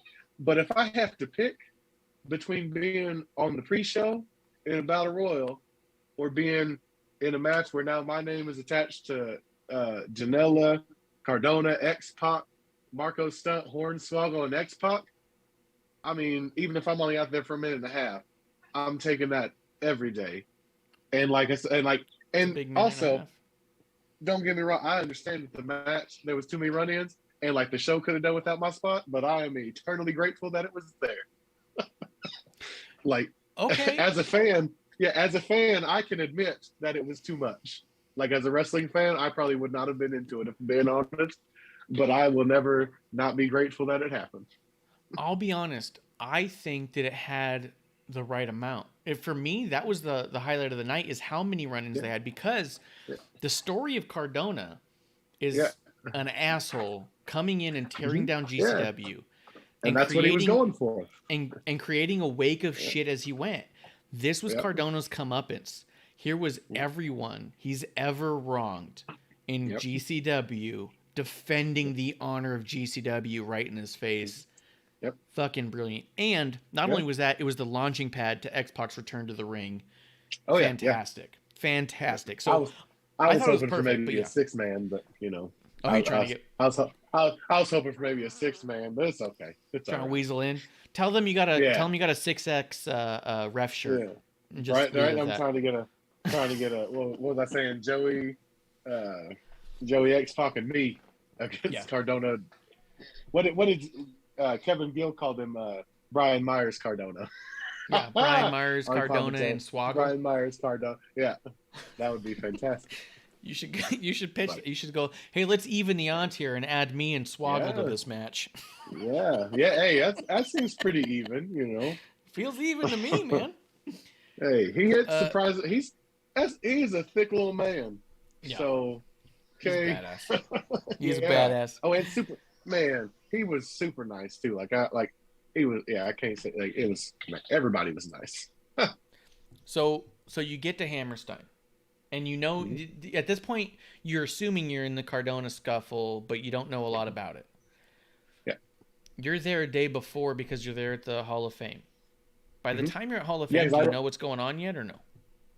No, no. I didn't find out I didn't find out the details. Like I said, I knew officially that I was I was doing something with Cardona. I do that, but I didn't find out the details until like the day of the show is when I found out the details. But I was there for that. I wrestled at Loco on that Friday night, and I wrestled a dude named Racho, who is phenomenal, a Colombian man. He's phenomenal. Raxo, Raxzo. XCO. He is Okay. awesome. He is awesome. Raxo. He's good. And I wrestled him, and it was for the number one contendership for the local title. And I wrestled that on Friday night. And then like the next morning at like 6 a.m. I flew to New York City. And then I got there, and then got to the hotel. Then I got dressed, and we went and found the Hall of Fame. Me and Nasty Leroy. I don't know if you've ever heard of him, but he is hilarious. Oh yeah, me and good old Nasty Leroy we went up to the Hall of Fame thing, and we did the Hall of Fame, and then we went back that night, and I think we walked around New York a little bit and did some sightseeing, but not a whole lot. I was hanging out with Ninja Mac and the photographer that took all those cool videos that I posted rolling. Tesselmania, find him. He is fantastic. That dude's gonna end up being way more famous than I ever will. I'm gonna tell you that right now, because that dude's work, and like he just whips it up. Like he'll take a video and turn it into this freaking crazy thing in like 5 or 10 minutes. It's insane. Wow. But yeah. So I was hanging out with him because like I had Brett book me like an extra bed just in case anybody else needed it or whatever. And so that photographer guy ended up needing it, so he stayed with me, and like Ninja Mac stayed with me because Ninja Mac, speaking of machines, like I was earlier, Ninja Mac is a GD machine. Okay, Is it? this man, Cirque du Soleil. yeah, but this man runs off like pre-workout and like air. Okay, because he don't sleep. Like all he does is work out and flip. That's literally what he does. It was like 5 or 6 o'clock in the morning, and he was downstairs at the gym, and it's the like the sour Skittles. That's what he lives off, pre-workout and sour Skittles. That's like it's absolutely crazy. And like this man is only like what you've seen him do. It's like 10% of what he can actually do. Like he's not like he's one of the other ones that ain't human. It don't make any sense. Yeah, it's crazy. He popped up in our chat one time, and I didn't even catch it. Someone else had to tell me. Oh, yeah, no, he's and plus he's just a good dude too. Like he's writing my daughter just started gymnastics, and he's like writing her like a gymnastics program thing or whatever. That's so dope. Oh, wow. Yeah, That's cool. It got me big brownie points with the child and the wife. I'll tell you that. So. Yeah, they're like, hey, if you want some real fucking background, just to his history with Cirque du Soleil is fascinating. But it's great. So that was your first time in New York, right? Oh yeah, for sure. Yeah, I was supposed to be there. Another side story, but I got to tell it anyway, says my dad. So like I was in high school and I was in band, and we were supposed to go like march down at the Veterans Day parade or one of the parades. I don't remember which one it was exactly, but I know it was during the cold time. So whatever parade they have during, that's not the Macy's. It wasn't the big one. It was a different one. But and like I got busted forging my grade thing because I was failing like algebra or something like that, and like the teacher called the night before and told them, so I didn't get to go. But my dad had already bought like his tickets to go and everything because he's going to be a chaperone, so he went. And then when my dad passed away, like it was like a few years ago, so it was kind of cool going to New York finally. So I made that post about finally making it and stuff like that. But it was cool being there because, like I said, like I was supposed to go there, 15 years ago now. I was supposed to go there, but I didn't make it because I was failing algebra. But I finally made it, so it's pretty cool. And yeah, that was my third time on an airplane. Yeah, first time in New York. Just because I'm a fan in New York, having lived there. What was it you got to see that you liked? I didn't realize that like everything cool is like right around like that Hammerstein is like where all the tourist stuff is, because like right down the building was like the Empire State Building, or right down the street was the Empire State Building. Yeah. I stayed at the New Yorker, so if you walked out of the front door of the New Yorker and looked right to your right, there was a Madison Square Garden like less than a football field away, and then if you walk right around the corner was the Hammerstein, and then if you go a few blocks down to the left was Times Square, because my flight didn't leave until like 4 o'clock on Monday, like 4 o'clock in the afternoon. So I went down to what's it called, Times Square and Broadway and stuff that morning, and just walked around. So that was pretty neat. I passed the Church of Scientology in New York. That's pretty cool. They have like a big sign that says like Scientology, like a big old flashing advertisement sign.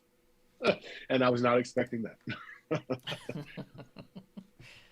But yeah, I mean, but just being there, like when we were flying in, like the chick that was sitting next to me was laughing at me because she was she's from Texas, but she lives in New York, and she was flying back home, and like we were flying in, and like we were passing like the Barclays and like all like the Barclays and all that stuff, and like passing some of these big old houses you could see from the plane, and like we could see the Empire, or the what's the Statue of Liberty when you fly and stuff like that, and just seeing all that stuff. And I told her, I was like, damn, I've been seeing all this stuff on TV like my entire life, and then like it's just a whole different thing when it's just like right there. It's and something like else, man. Like there's like few cities, like I catch myself all the time. There's like a few cities or places in this world that I forget that people like actually live there, and like Vegas is one of them. Like that's the top one. I forget like people actually like raise their children in Vegas. Like people live in Vegas, which I can't fathom that. And like I lived in Vegas for like when I was a kid. When I was like 6 or 7 years old, my parents lived there, but like I can't understand that because I used to pick up like porn, like laying on the ground and stuff when I bring it home. Like that's when I found out. That's when I found out about that stuff, was because there was like advertisements just laying on the ground. I'd pick them up and bring them home, and like I didn't know what it was, but I knew I shouldn't have it because I had like a stash. And but like there and like New York City, like oftentimes New York City, I forget that like people actually live in this place. And like they get to see these things like every day. Like there's people who walk out and like open their bedroom window and just look and see the Empire State Building on a daily basis. And like I was just there soaking it all in. Like I said, from like, and there's more people just on that block where the Manhattan Center is, and the Hammerstein, the Madison Square Garden and stuff. Just on that block, there's probably more people than in the entire like city that I live in. Yeah. So it was busy, but it was awesome. Like seeing all that stuff. Like I told somebody, I don't remember who it was. I think it was like G-Raver. I was like, you could tell that I'm like a tourist because like my head, like my neck was sore from being like this the whole time, like my head up the whole time, just looking at everything. So it was crazy. It was just nuts being, like I said, and it does not feel like it was 3 weeks ago. Like it just feels like my brain cannot comprehend some of the stuff that's happened the past few months. Yeah, it's wild. Dude, when I lived there, I tried to make sure that I never got used to it. Because I had a lot of friends. Like when I moved there, a couple really close friends of mine who have since passed away talked about how much they wish they could go there, and they'd call me all the time. What is it like? Send me pictures of the Empire State Building, things like that. Yeah. And I didn't want to ever lose that feeling. So every now and again, if I started to get like, I wouldn't say complacent, but if I started to get used to it, I would go to Times Square at like 3 a.m. because it's empty. Yeah. And it has a whole other energy to it. And then a day later, I would go to Times Square and then walk from Times Square to Central Park, just because the energy that's there, I didn't want to get used to, because there's some people who in their entire lifetime will never see that, and I want to appreciate it for what it is. So it's just cool that you got to soak that in. Yeah, and that's what I've been trying to do too, because we were in Dallas last weekend, so we went to like the grassy knoll and like where Kennedy got shot and all that stuff. Yeah. And it blew my mind that it never seemed like I'm gonna sound super country and like small town, but like it never, like you see all this stuff on TV, and like I've watched all kinds of Kennedy documentaries and all this stuff, and even Dallas, that's like 5 hours for me, but like you never, like in your brain, like you never make the connection that like it's obtainable to like see that. Like I never thought I'd like fly right past this, like past the Statue of Liberty, or that I'd be a couple blocks away from the Empire State Building, or in the middle of a ring in the middle of the freaking Hammerstein Ballroom. Like none of these things ever seemed like they were going to happen. So like it's just, like I said, it's just been insane. Like anytime someone visited me, anytime someone visited me in New York, I asked them for all their favorite movies and TV shows. Yeah. And then one of the first things we did is I would take him to filming locations of all those places. Yeah. So I got pictures of good friends of mine, like walking up the stairs at Breakfast at Tiffany's, and right outside of that Breakfast at Tiffany's on 5th. Like it was just one of those things where it's all like, where growing up, you were obsessed with something that took place here, and there's no way you weren't. Yeah. Let's go there and make you a part of it. Like, and that energy and that feeling is great. So, so at the Hall of Fame, you got to meet a bunch of people, CM Punk and such. How was that? Oh, it was CM Punk he was actually pretty nice. It was pretty. Is that where you met X-Pac too? Well, I met him first that night, too. But I talked to him at the Hammerstein night, the next night too. But CM Punk was cool. He's taller, like in person, than I thought. And then like the only person I didn't get to meet, they snuck him in, was Chris Hero. Didn't know he was there. Wow. Like they snuck him in because he was not down there. Because I met everybody. I met Lufisto, met Ruckus, met all of them. But he was not down there. And like that was legit surprise for everybody, because like Spider Nate Webb was out there doing his speech, and he was like, Tracy Smothers was my hero, And speaking of heroes, I want to bring out somebody, and then just Chris freaking Hero just walks out like it was nothing. Like it was crazy. It was nuts. But yeah, I still didn't get to meet him. But I got to meet. I mean, obviously got to meet Homicide and all, like everybody who got induction stuff got to meet all them. But yeah, it was, and plus it was cool because I took the little. There was like a card sitting on the table that like had my name on it, like for my reserve seat, and I took that. So that was pretty cool. That's sick. So then the next day, Hammerstein, the World. Did you meet Jeff Jarrett at the Hall of Fame or there? Bro, Jeff Jarrett is easily the coolest like legend that I've ever met in my life. Like, it will. Number one, shout out to John Carlo for putting me over to him because I was just walking up to meet him, and I shook his hand. I was like, my name's Sam, and then like John Carlo walks up. He's like, oh, this is Sam Stackhouse. He started putting me over. And he's like talking about the moonsault and all that stuff, and then like he was like, oh, you gonna do it tonight? And I was like, I guess so. And then like shout out to him too because like he was watching the show, like in the locker room, like actually watching it like on his phone, like he was like and like he gave me a good talk after I got up there and like asked me how I felt out there and all that stuff. And then like, and I'm gonna give away my secret. I don't care. I do this thing where like if I work with anybody, like I shoot them a message like afterwards and like thank them and everything like that. Yeah. And like any wrestler should do this because it has helped. Like part of the behind the scenes stuff that's helped me over the past 6 months has been that because like that, like just being nice to people goes a long way. Like, because like what I figured out, some of these dudes, like people are scared to talk to them, and like they're probably kind of lonely. Like that kind of sucks to be around. Like you're around all these people, but they're afraid to talk to you. So just like reach out to people. Plus, I've been doing a lot of these interviews. I've been putting over like mental health, like for wrestlers and stuff, because it's very important and we don't talk about it enough. Like this stuff can suck sometimes. Like no one, like everybody sees the show, but they don't see the wrestler. It's here Wednesday, Thursday, and they're still limping around or can't go play with their kid or can't do whatever because of whatever they did in the match last week. And they got 3 more matches coming this weekend, Oh, yeah. And like, we don't talk about that stuff enough. But anyway, back to Jeff Jarrett. He was fantastic. And like, I had to email him like old school because like I couldn't mess him on Twitter because he didn't follow me or like that. So I had no other way. And this man, he took time to email me back was my whole point of this thing. So Jeff Jarrett is top in my book. He's super cool. Super. Like I said, I've not met one person so far that I can say anything bad about. Did you meet Jeff at the Hall of Fame or the night of the show? No, I don't think he was at the Hall of Fame. I met him the next night at the Hammerstein. Yeah. That's awesome. Yeah. Dude. It's awesome. Oh yeah, like I said, I haven't met one person that I can say anything bad about. The Rock has even mentioned that if you watch all of his matches, at the very end of every match, his head is really close to the opponent's head. It's because he's thanking them for the match. Yeah. And especially if he wins. Yeah. If he wins, he thanks them for putting him over. That's something. I mean, I'm glad that makes me feel good because I've done that for years and years. Because if you go back and watch the Loco from last week, the camera kind of catches me.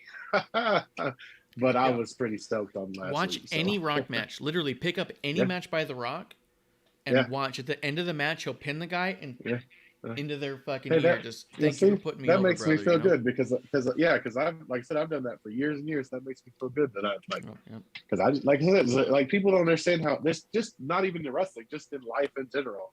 People don't understand how just common courtesy will get you way farther in this life than being a jerk. So for sure. Even if you play one on TV. Drunk Dragger coming through with a beer. Cheers to Drunk. Oh. One of us drinking buddies. Let's see. So there you are, Hammerstein. You do the thing with that. Dude, I was looking at the list of some of the talent that was back there. That night, in that back locker room, you had Leo Rush, Thunder Rosa, Jeff Jarrett, X-Pac, PCO, Moxley, Ruby Soho, the Briscoes, and a ton more GCW talent. What was it like being in that locker room with them? Did you get a chance to talk to all of them? Did you talk to Thunder Rosa? What? Oh, I've met her before because she's from Texas. She's from Texas. Yeah. Well, I met her in Oklahoma. She wrestled in Oklahoma. She came through Oklahoma. And she's always been. Yeah, she's wrestling. She's always been a sweetheart. Yeah, she's always been a sweetheart. So she was sweet. Like I finally got to meet Big Ben. Big Ben's awesome. If you haven't seen any of his work, look him up. It's 911 from ECW. It's his son. Yeah. And he was there. I got to meet 911 too. So that was pretty cool. Oh, and cool. I mean Sabu. I mean I've met Sabu before, but Sabu was like Sabu but this was there. like I actually like spent like time talking to him this time, so it wasn't just like a shaking hand thing. So that was crazy. Like I said before, Jeff Jarrett was fantastic. All the GCW guys have always been fantastic. Leo Rush was cool. Blake Christian is always nice. Yeah. And then all the Cardona's guys were super. I met that Mark Sterling guy. That's the first time I met him. He was cool. Yeah, he was nice.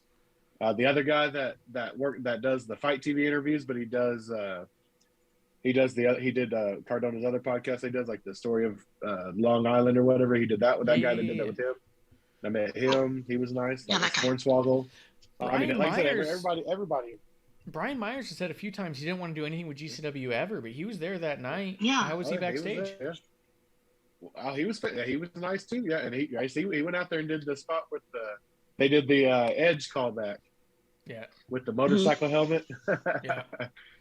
So he was cool. Like I said, I haven't met anybody that hasn't been, just cool. So you did the moonsault and missed it. Mm-hmm.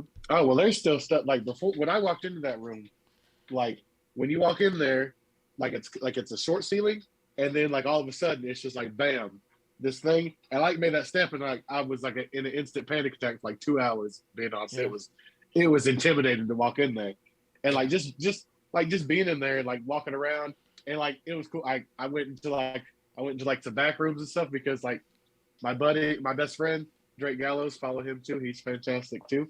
Another Oklahoma guy. He told me, like, he made me promise to, like, when you're on vacation, you're supposed to like go in a room not supposed to or whatever.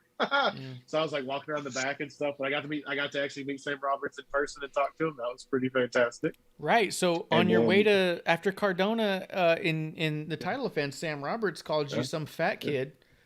Yeah. What was it like meeting Sam Roberts backstage? Oh, it was awesome. It was awesome because like I posted that thing when that happened because I didn't even know about it, and I kept getting messages about it. They're like, why'd you get buried in this podcast? You got buried. I was like, what do you? Because I thought they were talking about, because full transparency, I did a podcast like a day before that, and I caught heat because like I said some like throwaway thing, like I was like he asked me who I was trained by, and I said something like I was trained by people who probably shouldn't be training people, which I still stand by. But one of the guys that I wasn't even talking about got a little mad about it.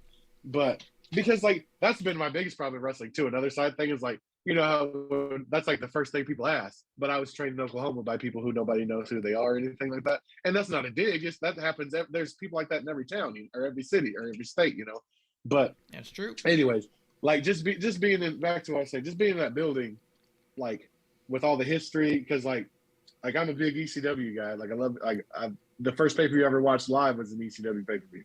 So I love ECW and like being in that building and stuff. Like it was like, it was crazy.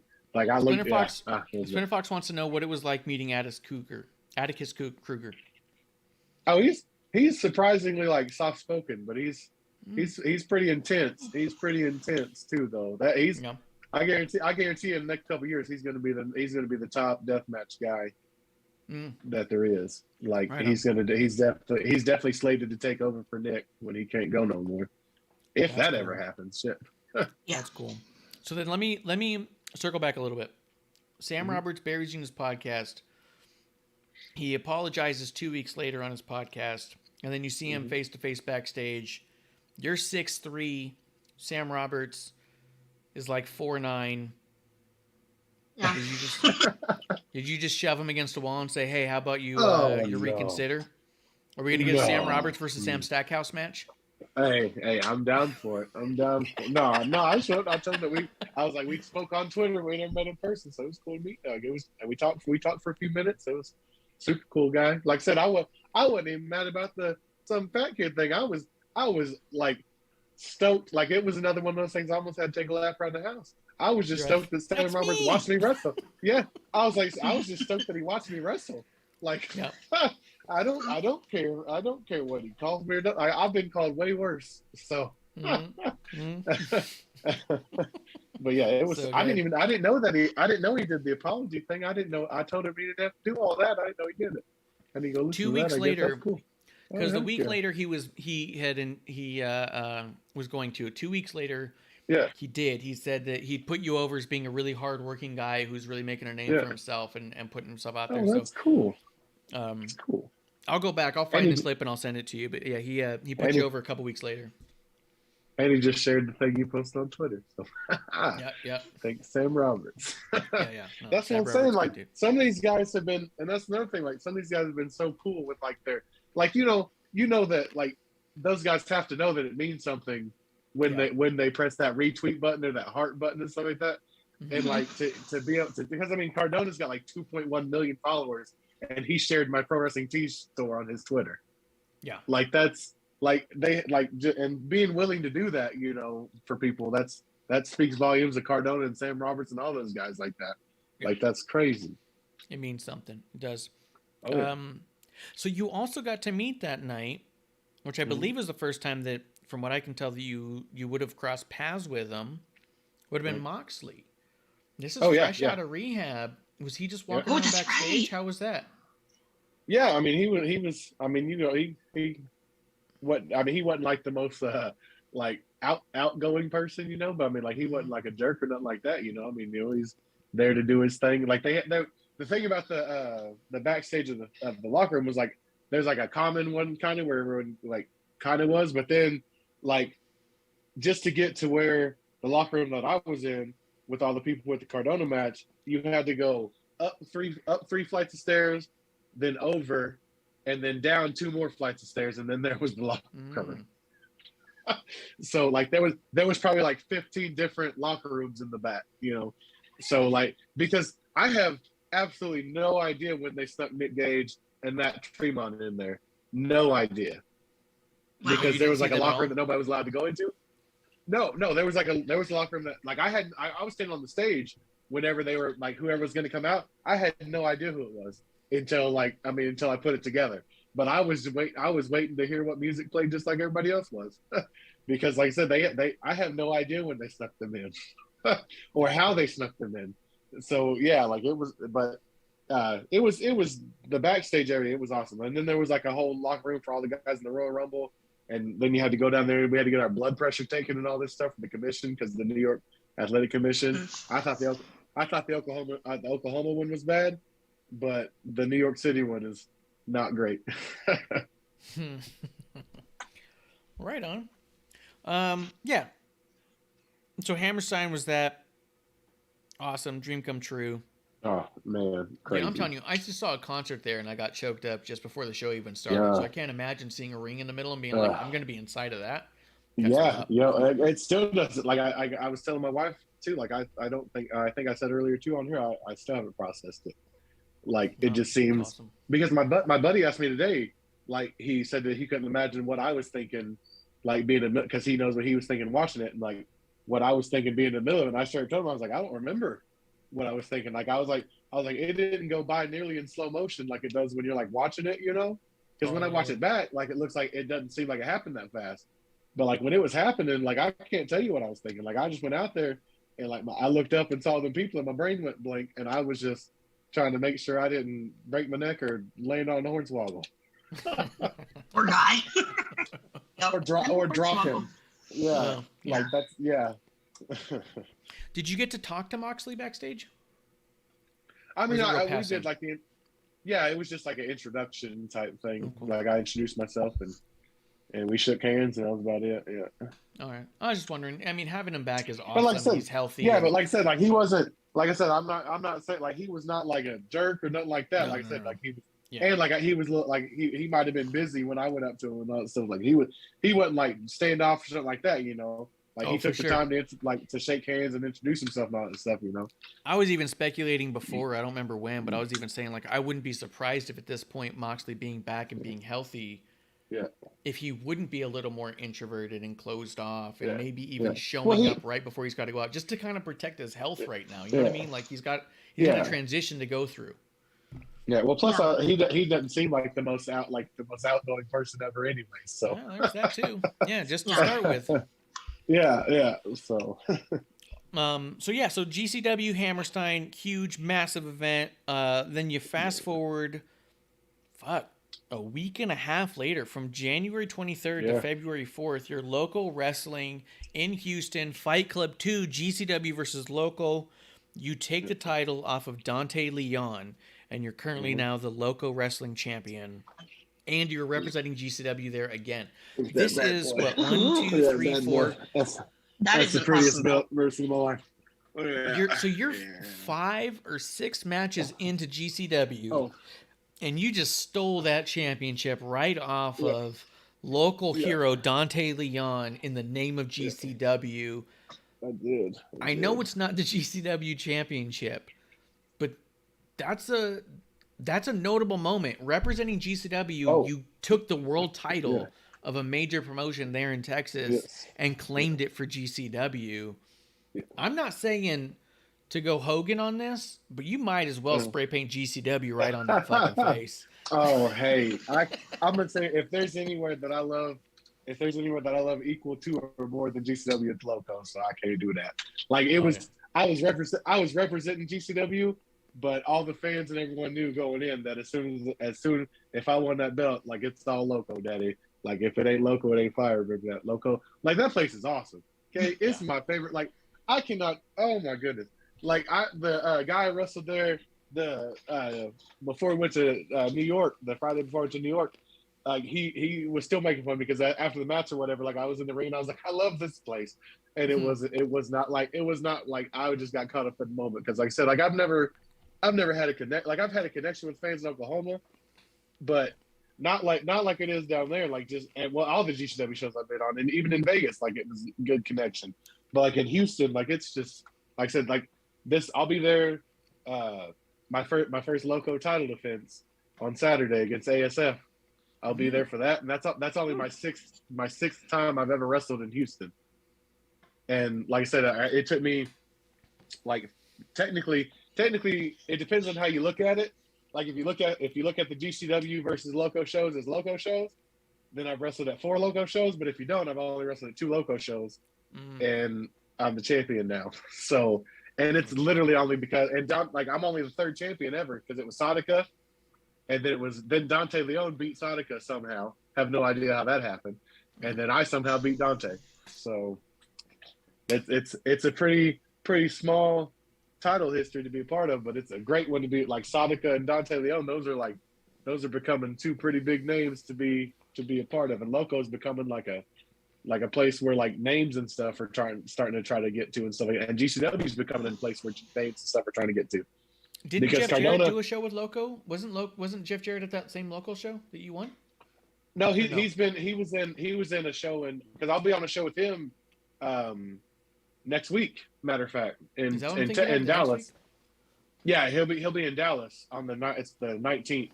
He'll be in Dallas. I think it's the 19th. Yeah, the 19th he'll be in Dallas. So I'll see him. Yeah, he'll be on that one, and then I'm on a show with Sting on the 27th. That's cool. So that's in Wichita, Kansas. So that's a thing. They don't have snow for him. It's not a real Sting show. That's in my opinion. Well, I love the snow. I don't know if snow's going to be in the. I don't know if that's going to be in the budget. You're gonna have Stackhouse by the curtain blowing bubbles. Hey, I'll do whatever. I'll take dues. I'll do whatever.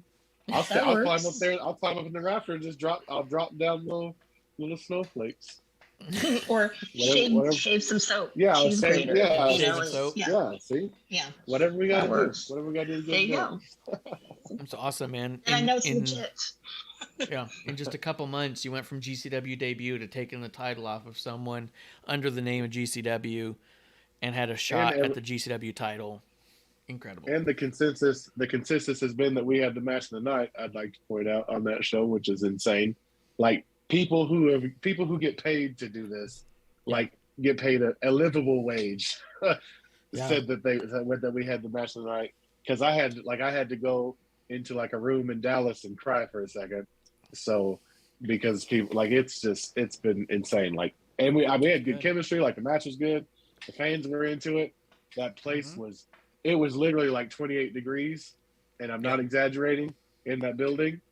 So the fact that any of the wrestlers and the fans or anything were able to be there in the first place was a feat in itself. But to have like 250 people sit in a big metal building that's like 28 degrees, and then like when I went out for the match, I couldn't feel my feet, so I can't imagine that like Alley Cat or like any Alley Cats or any of these people who wear like trunks and stuff felt. Wow. Like it wasn't like, because you can there's some parts of the footage you can see our breaths and stuff. Like it was just ridiculous. And Isn't that where you debuted your Bam Bam Bigelow gear? Yeah. Well, I wore it the week before, and I had a dog collar change match with a guy named Angel Camacho. The first one, right? But that was the second time.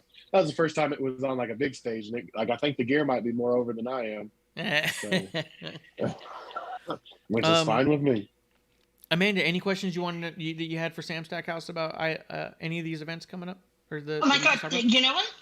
Since we're talking about Dallas, so I'm assuming since WrestleMania is in Dallas that we're going to see you on not only just the collective, which I'm excited about seeing you on, but hopefully some other things. So, what's kind of on your little schedule so far?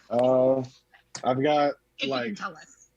Oh, well, I'll say the ones that have been signed and announced already. But I got on the first day, I've got like 5 shows the first day. Oh, good Lord. And then like the next day, I got one at like 11 a.m. so far. And then fingers crossed, I'm on one. I'm speaking it into reality. Okay, we're putting it out in the universe. I'm on one of these spring break shows because there's 2 of them. So hopefully I get on one of them bad boys. So I have a feeling you will be. I have a total feeling you will be. Yes, I'm actually also putting into fruition, because this is a dream for him, is I'm friends with that Joey Janela cosplayer. Shout out to my friend John here. He was like, he was like, so do you think Joey would do that? And I go, dude, you need to like start training, and I'm sure he'll do that. He'll put you in there. Because, just because he knows that's crazy. I hope you are. Fingers are crossed, because those spring breaks are legendary. I've gotten yelled at because there's 2 of them. No, there's generally 2 of them this year, and they both don't start till midnight, so that's gonna be interesting. I'm gonna be tired, but I'll tell you, they're probably the show of the weekend. I don't care what people say. 100%. Yeah. It even is better than WrestleMania, from what some people have told me. Sure. I can't say myself, because the one time I was supposed to go, I did not. It was in New Orleans, because the Uber ride or Lyft one way was $250, because it was and it was because everything was on whatever they call it, that surge. The surcharge. Up to 4 times, and people were like, I'm like, I'm not paying that each way. But apparently that night coming back, some people were paying almost $500. And I said, no. So when Joey told me and he gave me an earful, I was like, dude, that Uber fare. He goes, oh, I wouldn't pay that either to see me. Oh, that's great. It was crazy. That's crazy. I mean, it's just because in New Orleans, there obviously was more demand than there was supply. So that was a hard one. But Dallas should be really, really good. New York City wasn't that expensive, but it's all close. It's all close, and they probably have 1 billion people who do Uber and Lyft. That is true. Yeah, there's probably Dallas, same thing. You'll do that, but you're going to be like one of the ones in Orlando. Who was it? When they had WrestleMania there, I think on the Indies. Yeah, I think it was either Brian Cage that weekend, or there was someone else who basically had like 12, 13 matches that weekend. It was Sammy Callahan. Was it Sammy Callahan? Yeah, because I was going to say because he had I think it was 17 shows he did in like whole weekend. Yeah, Sammy's a beast though. But the hard part was close to that. No, but the hard part with that one is a lot of the venue was an hour away, or it took over an hour. So a lot of times some of the shows were late. And I remember there was one show we had to wait for one of my favorite wrestlers, Ocean Spray, Osprey. And I'm like, no, we don't have to wait for him. Let's just keep going. Let's go. Yeah. Let's go. Rolling. He'll get here when he gets here. It's okay. We don't have to see him. I'm flying from somewhere. I got a quick question for you, just because it's been relevant in the news and the media, especially when it pertains to WWE releases and the potential of them releasing like unvaccinated, and New York being particularly strict on that. I just wanted to, because no one's really brought it up, and you were there, real quick, at Hammerstein when you went, did they have much in terms of COVID protocols and such? Oh yeah. Yeah, like even at the Hall of Fame, you had to show your vaccine card to be let in the Hall of Fame. Because I made a joke to the lady, because like I'm from Oklahoma, and 90% of people here don't think anything is real or anything. So we it was never locked down in here. So my vaccine card had never come out of my wallet until I was at the Hall of Fame in New York City. That was the first time I'd ever had to show it to anybody. And you had to show it at the Hall of Fame and at the Hammerstein to be, even because there was 2 security guards waiting at the front door, and you had to show them your ID and your vaccine card. So yeah, they were taking precautions there. So that's cool. Oh yeah. Was it because a few places here in Arizona will say you can show a vaccine card or a negative COVID test if it's within like 72 hours or something like that. Mm-hmm. Was that the option, or was it just strictly the vaccine card? I think in New York City, I think it's strictly that. I think you have to have a vaccine card. I think because even like we went to a pizza place, and like they would let you order, but in order to sit down at the restaurant, you had to show a vaccine card. That's wow. That's neat. So and that was just in like the New York City, like a restaurant just in New York City that you because. And that's another thing. All I ate like the 2.5 days I was in New York City, I went to like 3 different pizza places. So that's all I had while I was there. I didn't even think about it. When I saw that you were there, I was like, oh, that's cool. And I kind of let it be. Yeah. And then once you were gone, I was like, man, I should have talked to him more. I should have told him to go to this place or that place. Like, well, I also wasn't like, I didn't tell a whole bunch of people that I was going there until like I guess Brett told me not to say anything.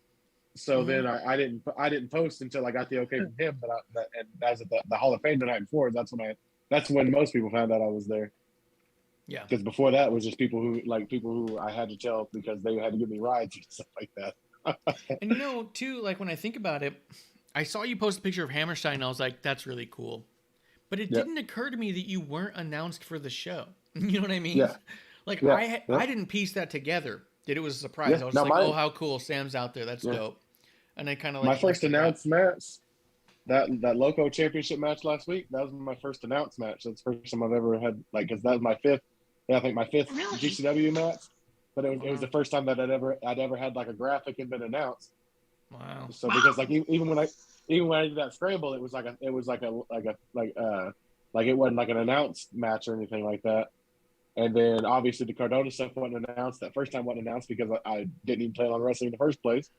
Yep. So, and then the Hammerstein wasn't announced, obviously. So yeah, that was my first, and that was why, like, last weekend was absolutely huge for me. Like I'd argue that last week was bigger than, like, I mean, obviously the Hammerstein was freaking huge, but I mean, like, as in like directly for me, I think that last week was probably even bigger than the Hammerstein for me. Yeah. Like, just directly for me anyway, because I was on the main flyer, like the main GCW flyer, like front and center. I was on there, and I had like my first announced match, and then plus like it went well, like it went about as good as it could, So dude, I think it was huge because realistically, if you just scope out a little bit, it's GCW versus Loco Wrestling is the idea of this pay-per-view.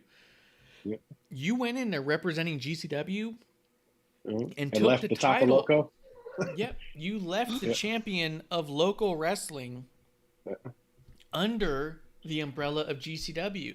There's no reason you can't show up at a GCW show here in Dallas at some point with that local title. You could potentially put that local title up against somebody who's not even in local wrestling, theoretically, right? Yep. I mean, I have my first, like I said, my first title defense is Saturday against ASF, and that match has been. I mean. Well, I mean, he wasn't on the last Loco show. He's wrestled for Loco before, but and that was just made up because I mean, me and that ASF match has been made for about a month or so now, and then like 3 days ago or yesterday, as a matter of fact, it became a Loco Championship match, and then today it became a Loco Championship match that's going to be contested under Loco rules. So, what are Loco rules?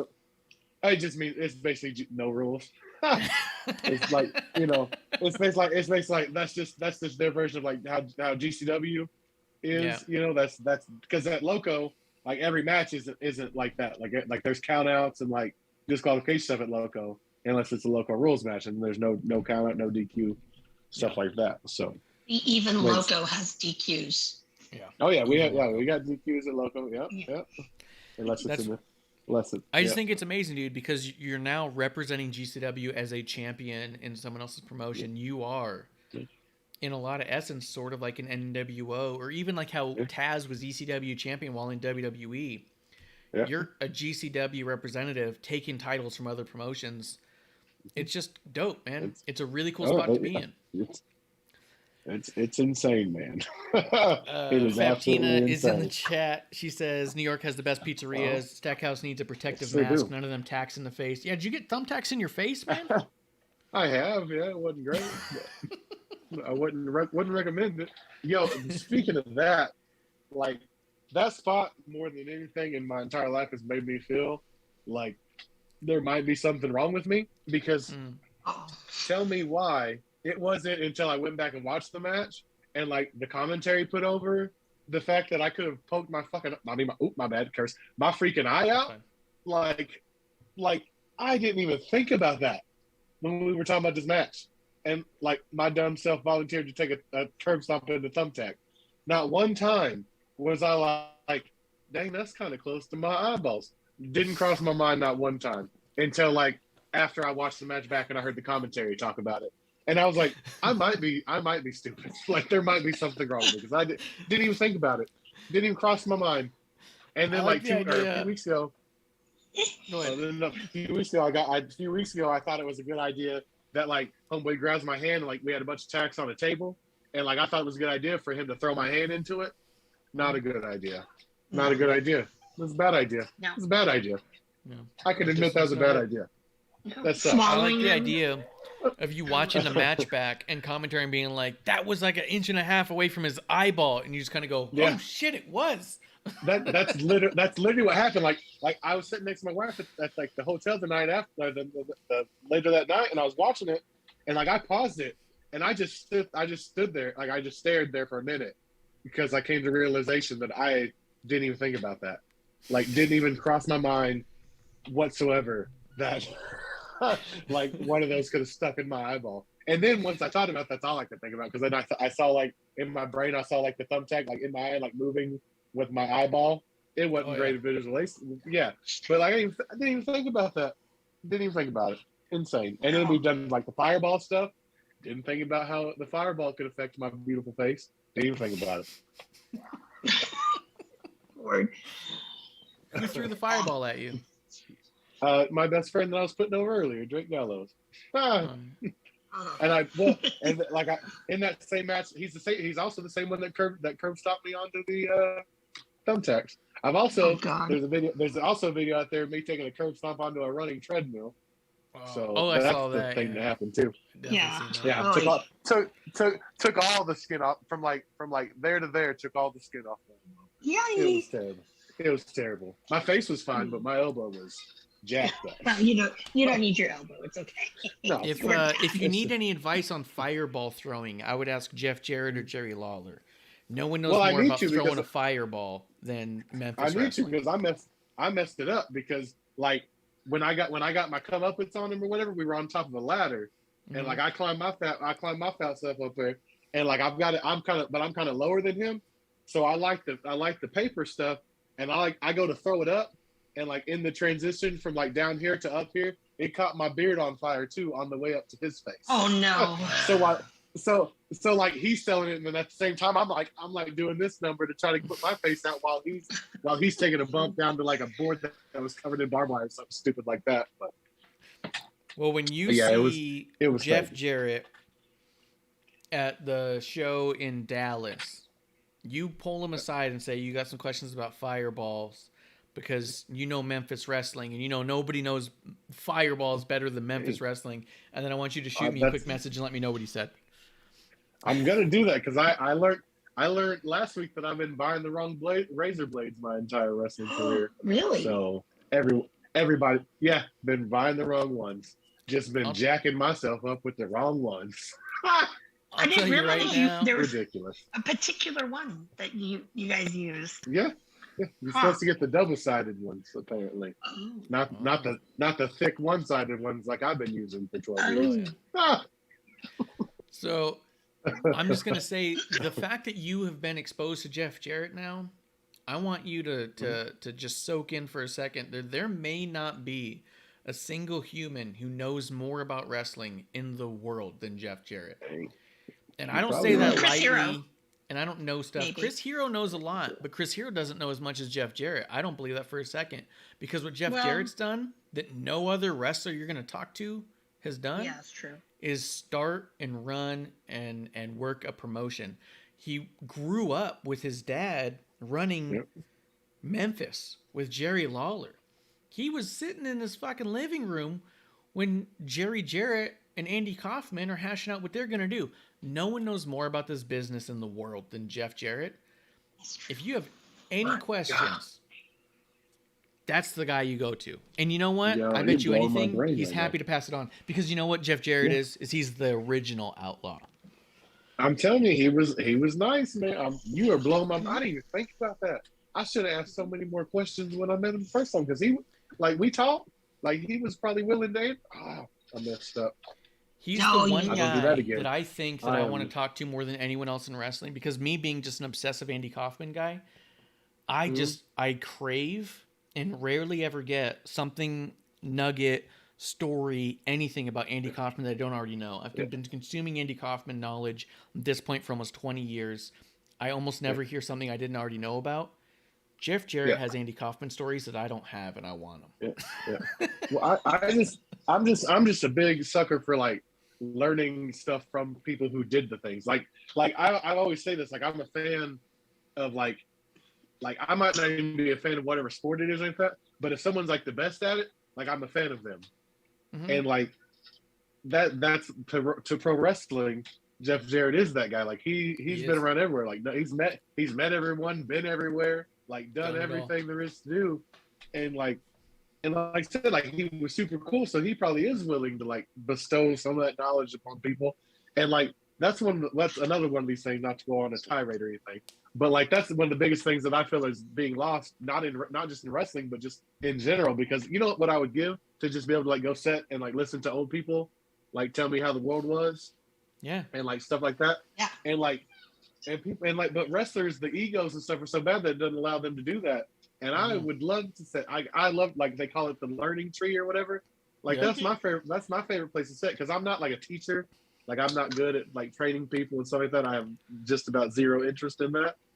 But learning wise, I love that. Like I said, I could sit for hours and listen to people talk.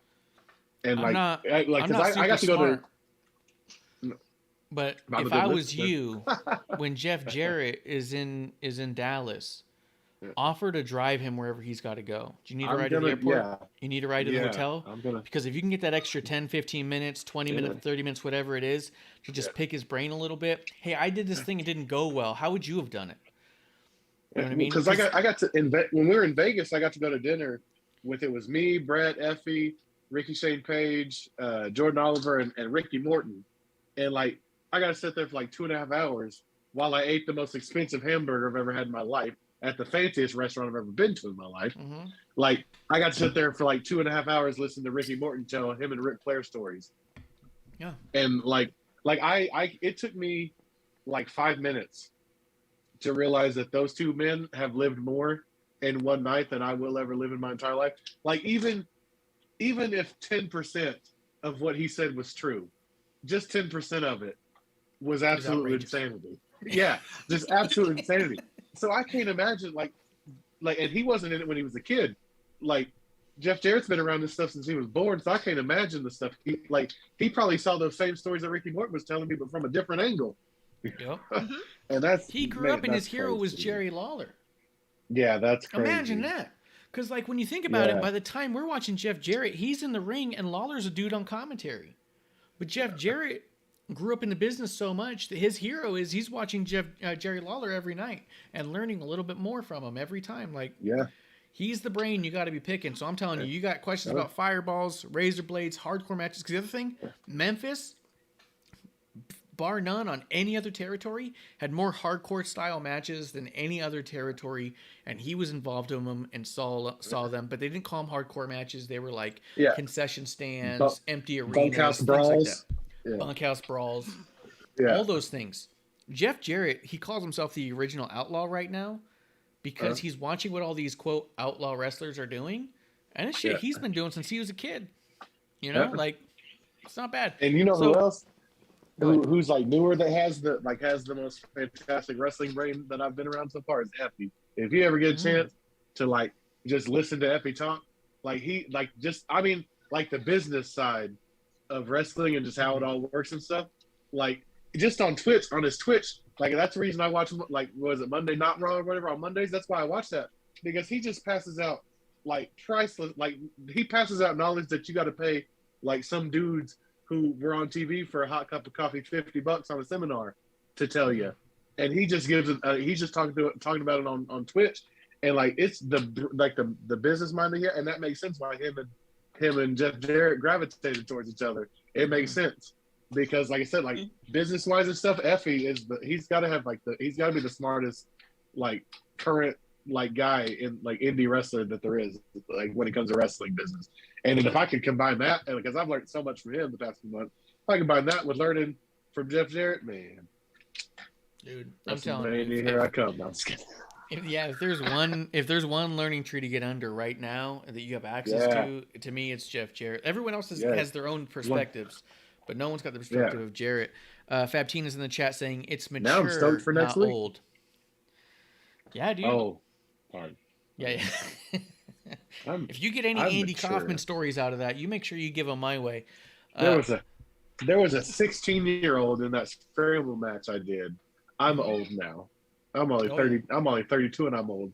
But Nick Wayne was in that scramble match. That kid's 16. Oh God, I was gonna say we were eating pizza on Saturday night in Dallas. We were eating pizza at this big old pizza place at like 2:30 in the morning, and this kid had like a 6 a.m. flight to get back to Seattle, Washington, because he had school on Monday morning.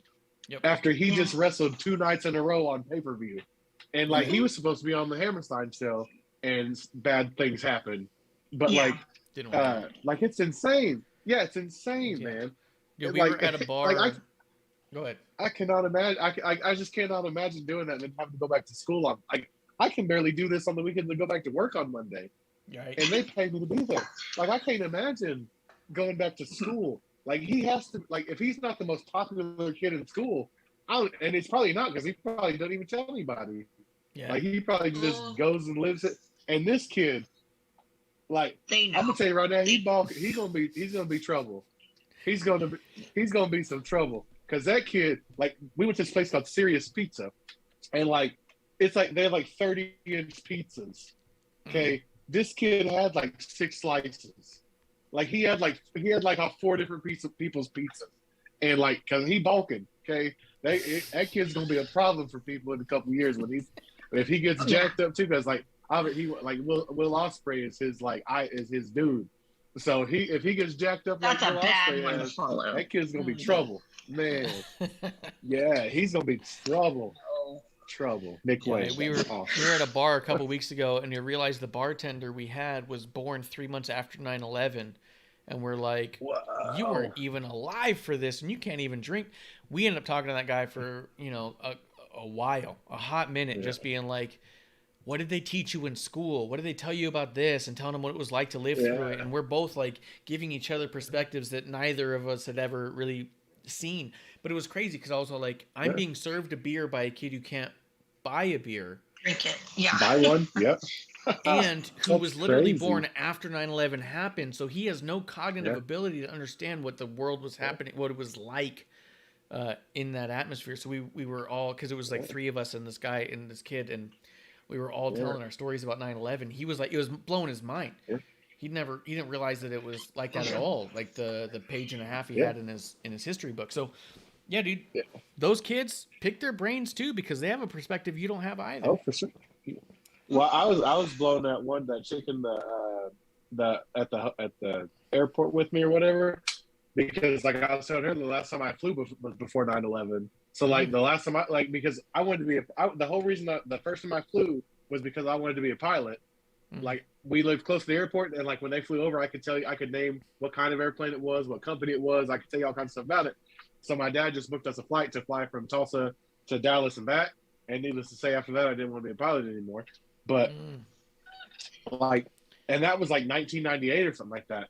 So like, but I wanted to be a pilot. So like, my mom would just drop me off at the airport sometimes, and I would just walk freely around the airport when I was a kid. And like, I would just go up against the glass and watch the airplanes take off and land and stuff like that. And like nowadays, you can't even imagine that. So like, when I went to the airport to fly to Vegas, which was like I said, the second like 20 years since I've been on an airplane, like it was completely different.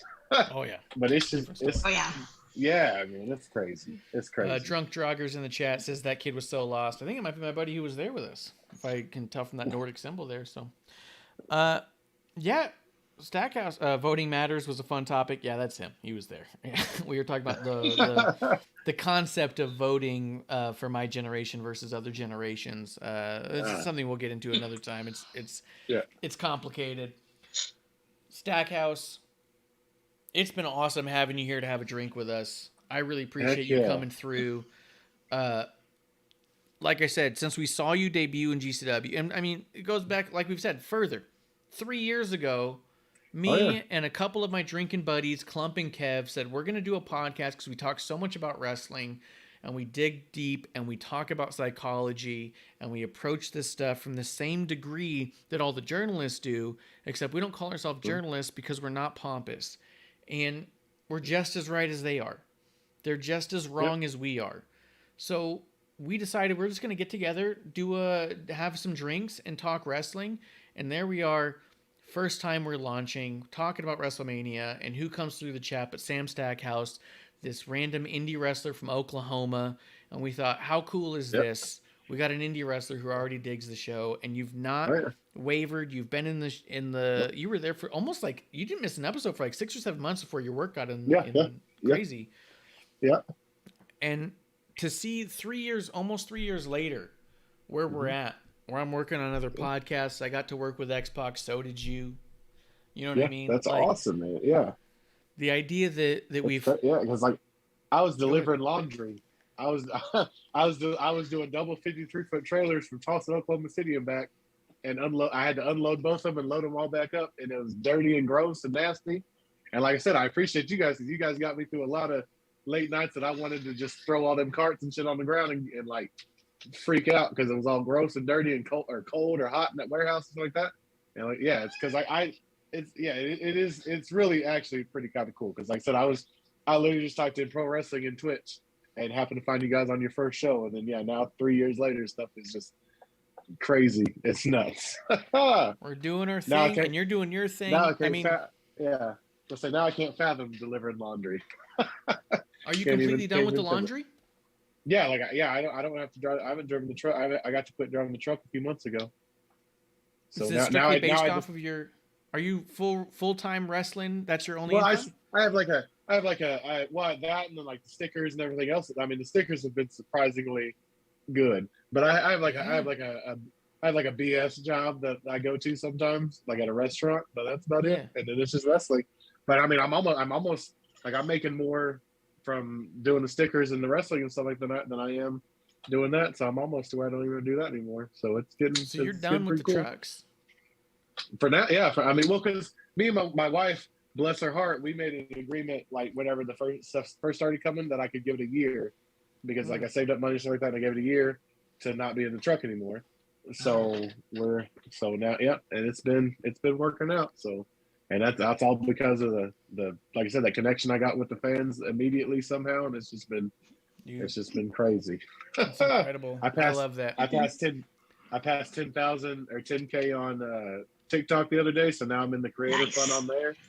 So now I make I can make a little bit of money, but all I gotta do is post videos, and that's just is like I said, I haven't even caught up from July. Like it's just been an insane 6 months. That's all I can say. That's so cool, man. That is awesome. That's everything. The idea to get you out of a truck is so huge. Yeah. It's funny when you look at our our timelines even, because it was like May this past year that I walked away from my other job and said, I got to make podcasting work one way or another. And I've ended up being able to make money working on other people's podcasts. July that same year, you're done driving trucks. You're doing GCW. Well, it's crazy because it's like, I imagine you're feeling the same way. You probably work 10 times harder now than you did when you had a real job, or like quote unquote real job. Yeah. And cause now I work way harder than I did having to drive the truck, but I'm about 1,000 times happier. I'll tell you that, you know, and plus it's just like, I mean, I posted a video the other day of some awesome footage that Roland guy was telling me about got me. And it was, I captioned 12 years of hard work finally paying off and stuff like that. And it's legitimate because but like I said, don't get confused. I'm not going to be like all those other people who forget that hard work is what got me here. So hard work is what's going to keep me here. So I'm not going to stop working hard because I'm trying to come out there to the West Coast. Let's speak that out into reality. I'm trying to come out there. I'm trying, I consider, and here's my part about GCW too. I consider myself on the roster to a certain extent, but if I can get on one of them Atlantic City weekends, then that's when I would consider myself full on 100% GCW, you know, because that's when you know you made it. That's when you know you made it. When you get on one of them Atlantic City shows, then I mean, obviously the Hammerstein was huge, so I mean that's a pretty good thing to say you made it too. But I just want to be on one of those Atlantic City shows, so hopefully that happens too. I'm hoping to get out more. I'm be making my Denver debut coming up soon, so that's going to be cool. So all kinds of stuff. Yeah, all kinds of stuff happening. And like I said, it's just 6 months ago I was in front of I 25, and that's a generous. It was 17 people in Oklahoma. So it's just man, it's crazy. It's crazy. And I've been pumping up being on this show too, because I've been telling everybody. I was I've been because this show. And there's another show called Mad Men. I don't know if y'all ever watched that one, but I've been watching them since I watched them before, it was 2014 or 2015, I think, whenever I found them. And now they want me to come on their thing too. And I've been telling everybody about this one too. I was I've watched this show since I was delivering laundry, and now I'm all it's just crazy. And all the people I've talked to, if you saw my DM, if you saw my Twitter DM, the names in there. It's blowing my freaking mind. It's people that not only would I never thought I'd talk to, but they're talking to me not about they're talking to me about me. You know, it's right. It's insane. Yeah, it's insane. Yeah. And then to put it in perspective, a little bit different too. You've seen the show enough since you've literally been there since day one of episode one. Yeah. You know, we don't have guests. We don't do interviews. Yeah. It's just not what we've ever done. The idea that hey. Sam Stackhouse is on this rise in GCW, and I was any chance you want to come and just talk about it? Because we want to just pick your brain about it. Yeah, and I was never going to say no, because in my brain I've been on the show 1,000 times. So, because like I said, there's been plenty of times where I was replying to you guys and talking to you out loud because I couldn't text back because I was driving, and there's been plenty of times where I'm trying to get in, so like I said, it was kind of a brain. Messing with my brain when we first started talking too, because it's been years and I've been I've replied to you guys, I'm talking to you even though you didn't know it, and I've been in the chat forever. So, well, yeah, I mean, you even told me before that there was a number of times. Yeah, it's a good day. Good day. Yeah, you'd even told me before that there was a number of times where we were oh, I guess Stackhouse hasn't been around lately, and you hit up at after I'd said that on a show, you'd hit me up and you're hey, I've been around, I just don't have my fingers on the phone, and I'm oh, okay, never mind. Oh yeah. There was plenty of times when I was listening, I couldn't type anything and that's what I said. I'd be yelling at my phone. I'm no. But yeah, it's awesome. You're so wrong. It's a good day. No. It's just amazing, man. We're so proud of you of where you've come I mean, appreciate it. Over the past 3 years, but in these last 6 months, man, to just see you skyrocket. If there's any chance we can have just talk to you on the record one time, so we can say we knew him before your Hollywood Stackhouse. Oh shoot! Well, you too, because I told you that one time I didn't watch for a few weeks in a row or whatever. I missed it, and I came back, and then you had a sponsor and stuff, and I was oh snap! I was we got sponsors now. Let's go! So you guys too, it's awesome, man. It's awesome. it's been cool and it's been fun and we're growing and we love watching you grow. Amanda, were there any questions left for Stackhouse that you wanted to hit him with? Let me ask you, since we're early in the year, what are 3 goals that you have that you're gonna accomplish by the end of this year? Because I'm gonna hold you to it. Atlantic City, California, and I want a one-on-one with either Scotty Too Hotty or Matt Cardona. I need a one-on-one with them because I just really want to wrestle Scotty Too Hotty. But also, like I said, my number one is get on the Atlantic City, and like I said, I want to come out to LA or California in general, and then just keep. I surpassed like everything from now on is just cake because like a year ago. It was one of my lines. Like I told people, I was like, I'm perfectly happy because I watch Jim Cornette a lot. So like, I was like, I'm perfectly happy being one of those play wrestlers. Like I come do this on the weekend, then I deliver laundry Monday through Friday, then I get to wrestle on Saturday or Friday, Saturday, Sunday, whatever. And I go back to doing my normal life, and I was perfectly content with that. And like, I was like resigned to it, I guess. So like, anything that happens from now is just cake. So I'm just along for the ride. But like I said, I'd be over the moon if I could get to Atlantic City, California, and then like a one-on-one with Cardona. That'd be fantastic. Got some pull. I'll see what I can do for California. Right. Appreciate it. Maybe we can get you a one-on-one interview with Sam Roberts on his podcast too. That might not be so bad. Oh, that would be awesome too. Because, like I said, talking to him in person that was crazy. Because, and that's not like meeting all these people. Like it was hard to transition because, like, number one, if I ever thought I'd meet some of these people, I thought it would be as a fan. But like, as much as my brain won't let me like admit it or like realize it, like I was meeting them as like a peer type situation. Yeah. Like it was like hey, we're both here to do the same thing type situation. It wasn't like a holy shit, I can't believe I'm meeting you right now type thing. Like it was like a mutual, like it's just been, like I said, it's just been insane. It's wild, man. Dude, I got a couple phone calls this past year that were from people that I've idolized where they're talking to me because they want to figure out how we're going to work together. And I got to talk to them about numbers and stuff. And I was like, holy shit, like, how am I talking business numbers with some of these names? Like, makes no sense, but it's absolutely ridiculous. And you got to take the time. Like, that's one thing I've been trying to remind myself is take the time and like live in the moment. Don't get so like, I can't believe it's happening. Like, believe it's happening. And because MLJ, he's the ring announcer for GCW, he told me the other day, because like, I've never been good at like accepting like praise and like putting myself over and stuff like that. It's not really my strong suit. That's why me and my best friend get along. Because like he loves to be the center and everything, and I'm not that type of person, so it's hard for me to do that, and like it's hard for me to like look people in the eye when they're telling me how good of a job I did and stuff like that. It's just weird for me. And like he told me, and it meant a lot to me that he told me that I need to get used to it and like let people like do that and stuff like that. So it's been weird. Like I said, it's been weird to transition from, because like I said, I'm not ashamed to admit that I'm a fan of wrestling. So it's been a transition to go from meeting these guys as a fan to like where I'm on the same show as these guys, and that's okay. Like it's okay for me to let myself know that I belong there, but at the same time, like know that I still have to earn it and like still work hard and everything like that. So like it's just like I said, it's just like I'm not built for this either. So it's been a whole thing to get used to, because I'm more of the introvert type. Like I can talk with the best of them. But like I am perfectly content with like if I didn't talk to people for like months, I'd be fine.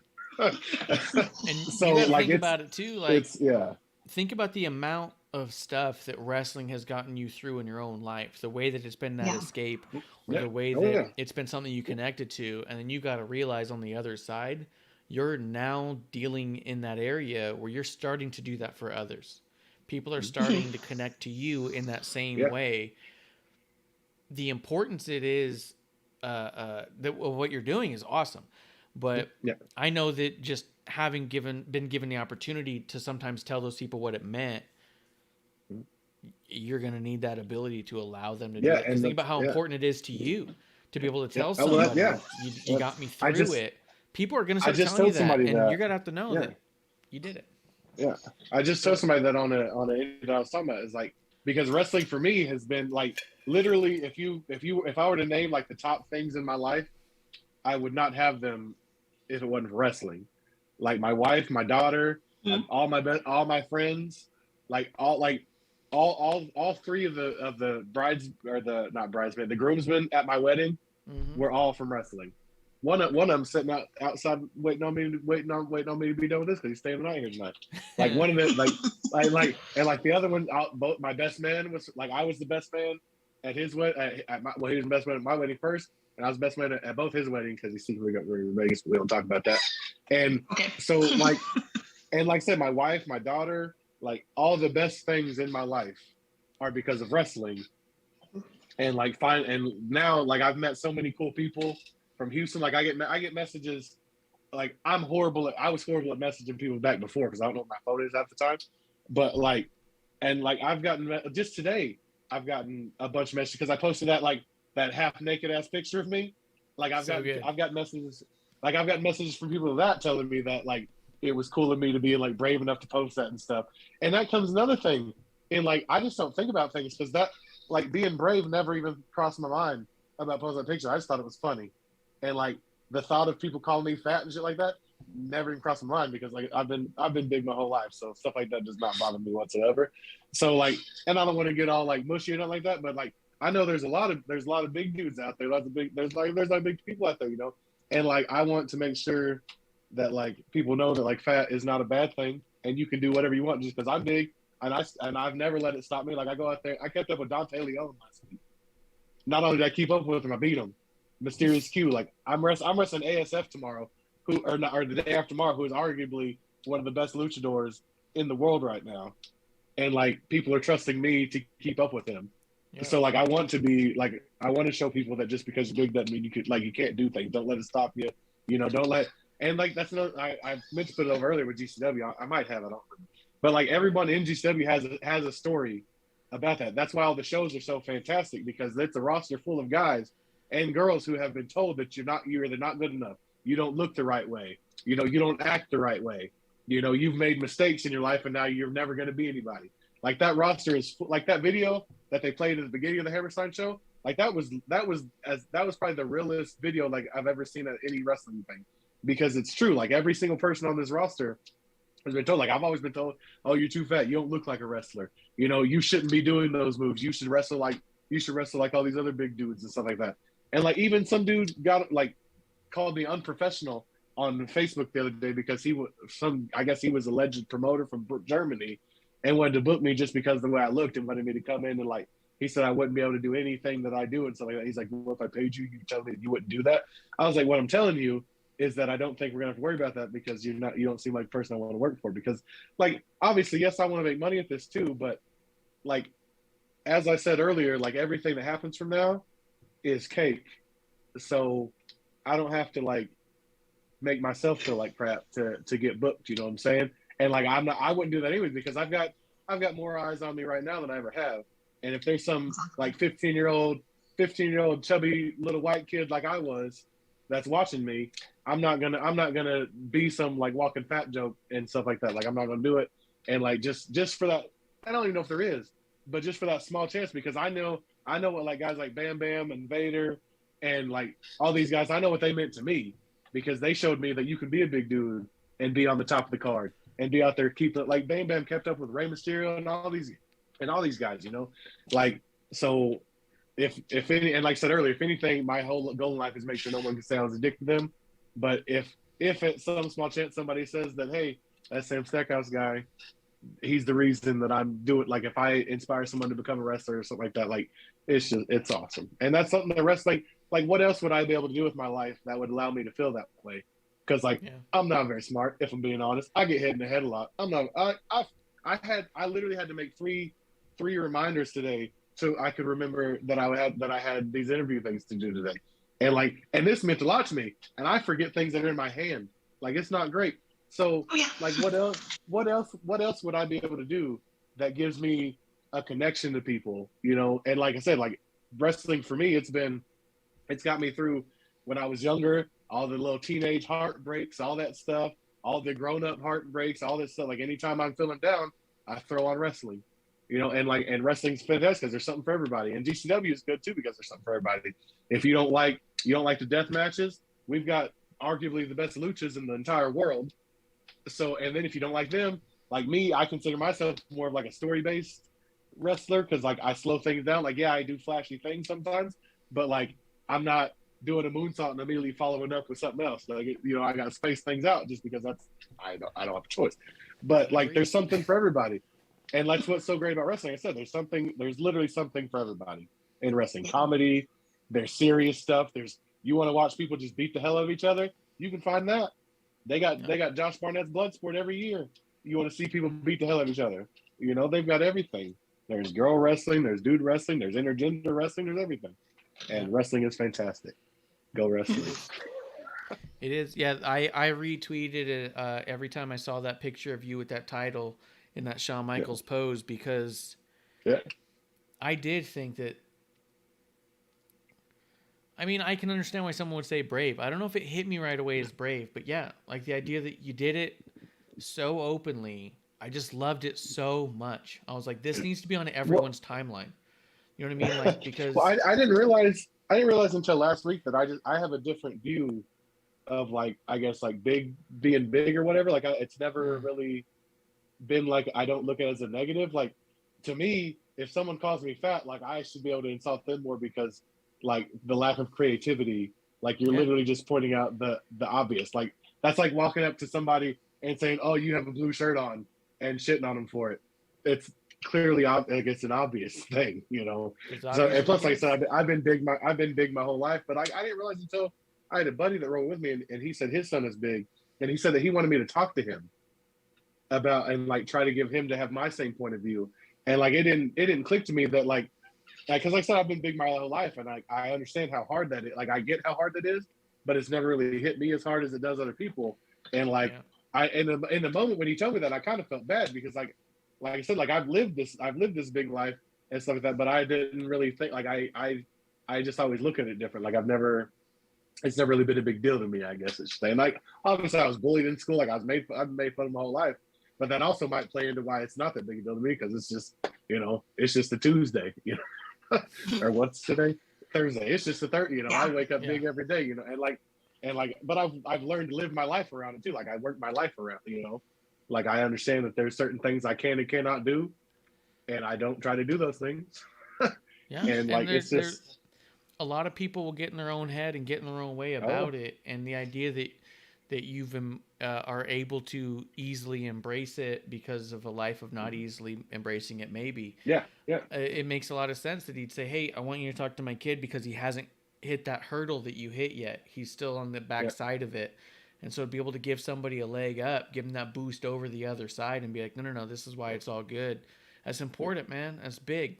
It's real. Well, hey, if you're a big man, but you're a big man, man, if you know what I mean.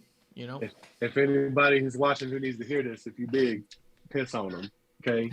What's in here and how you what's in here and how you act will get you way further than what you look like. I promise you. 10 times out of 10, character is way more important than looks. So absolutely. If you're fat and a shitty person, nothing I can do for you. But if you're a good person, I don't care what you look like, race, color, creed, I don't give a shit. If you're a good person, then you should thrive in this life. That's how it should be. Absolutely. I don't think I could. I don't think there's a better way to cap it off. Stackhouse. Woo, woo. Having you on has been an absolute pleasure. We'll have you on another 6 months when you're GCW, your world champion, and you're retiring Nick Gage or something. Let's do it.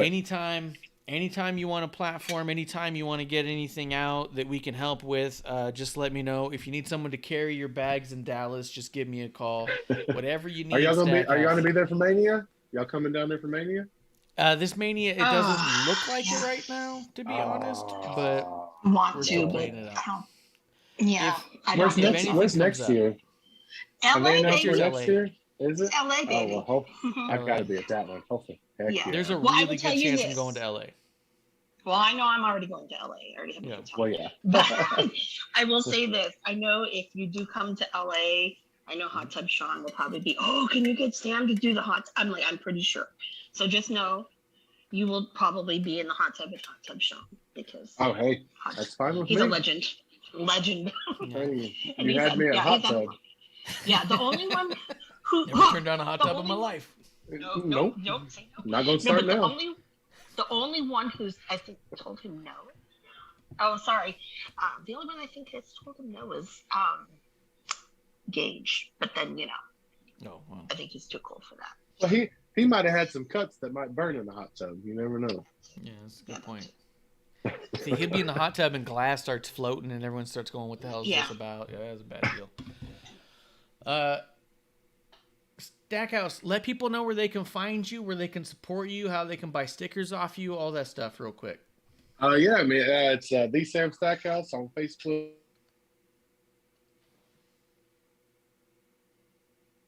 Oh, man. He No, do we up. free? I think he did. He froze up. The Sam Stackhouse on Facebook. He's at Sam_Stackhouse on Twitter. You can find him. I think Twitter is one of the best ways to get a hold of him, to be honest. He's on TikTok now at Sam Stackhouse. He's selling shirts at ProWrestlingTees.com/Sam Stackhouse. You can support him there as well. Oh, there we go. I'm back. I'm back. I don't know what happened. That was weird. Yeah, I'm on the Sam Stackhouse, Facebook, Twitter, Instagram, TikTok. I'm on all the usuals, all the usual suspects. I'm building the Twitch, so hopefully we can get that going soon. If someone wants to book you, how can they do that?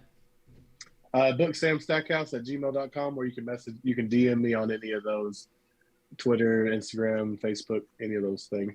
And then for stickers, just reach out to me on any of those too, and we'll just take care of it. I can do stickers, shot glasses. We're learning how to do new stuff every day. We're about to be able to make it.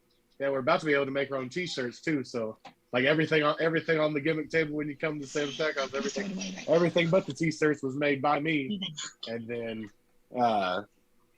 pretty soon the shirts will be made by me too. So. That's incredible. I forgot you're doing the shot glasses. Are you doing pint glasses too, or just shot glasses? Oh, I mean, I can do whatever anybody wants. If anybody has any ideas of stuff they're wanting, just reach out to me and I can figure out how to do it. We're gonna start having all of our stuff Stackhouse made. Hey, right on. You can find at Miss AmandaJayne on Twitter. You got at Sam_Stackhouse. Whoop whoop. Check them out. Your next show's up here in Dallas on the 19th, right? No, my next show is I got a show tomorrow here in Oklahoma, in Sand Springs, Oklahoma, for Core Wrestling. I'm reuniting with my tag team partner named Samuel Savage. We're two-man Sam. And then I got that show tomorrow. Then I got a 5 a.m. flight to Houston, Texas to wrestle ASF in my first loco title defense. Where'd that go? You'll bring it back. I got no doubt you're taking that title right back home. First loco title defense against ASF. And then, next week is in Dallas with and Jeff Jarrett will be there. Then the 27th in Wichita, Kansas with Sting. So that'll be cool. Who are you facing on the 19th? I don't know yet. Okay. They haven't. I was gonna say they haven't announced there. They haven't announced it. But as far as I know, it's up to ASF this weekend. I don't even know what I'm doing in Wichita, but I'll get to rub elbows with Sting. So I guess no matter what, it'll be a good day. No. Bad day. Guys, you can support us over at WrestlingOnTheRocks.com. We got all of our shop stuff over there. I am at Ref Marsh. We are at WOTR the show. With me, as always, on Thursday Night Chaser, we got Miss AmandaJayne. Cannot thank Sam Stackhouse enough. The #1 drinking buddy, #1 fan. Sam Stackhouse is okay by us. We'll be back next week for a brand new episode 1 right here in the dive bar of the IWC. Guys, that's the last call.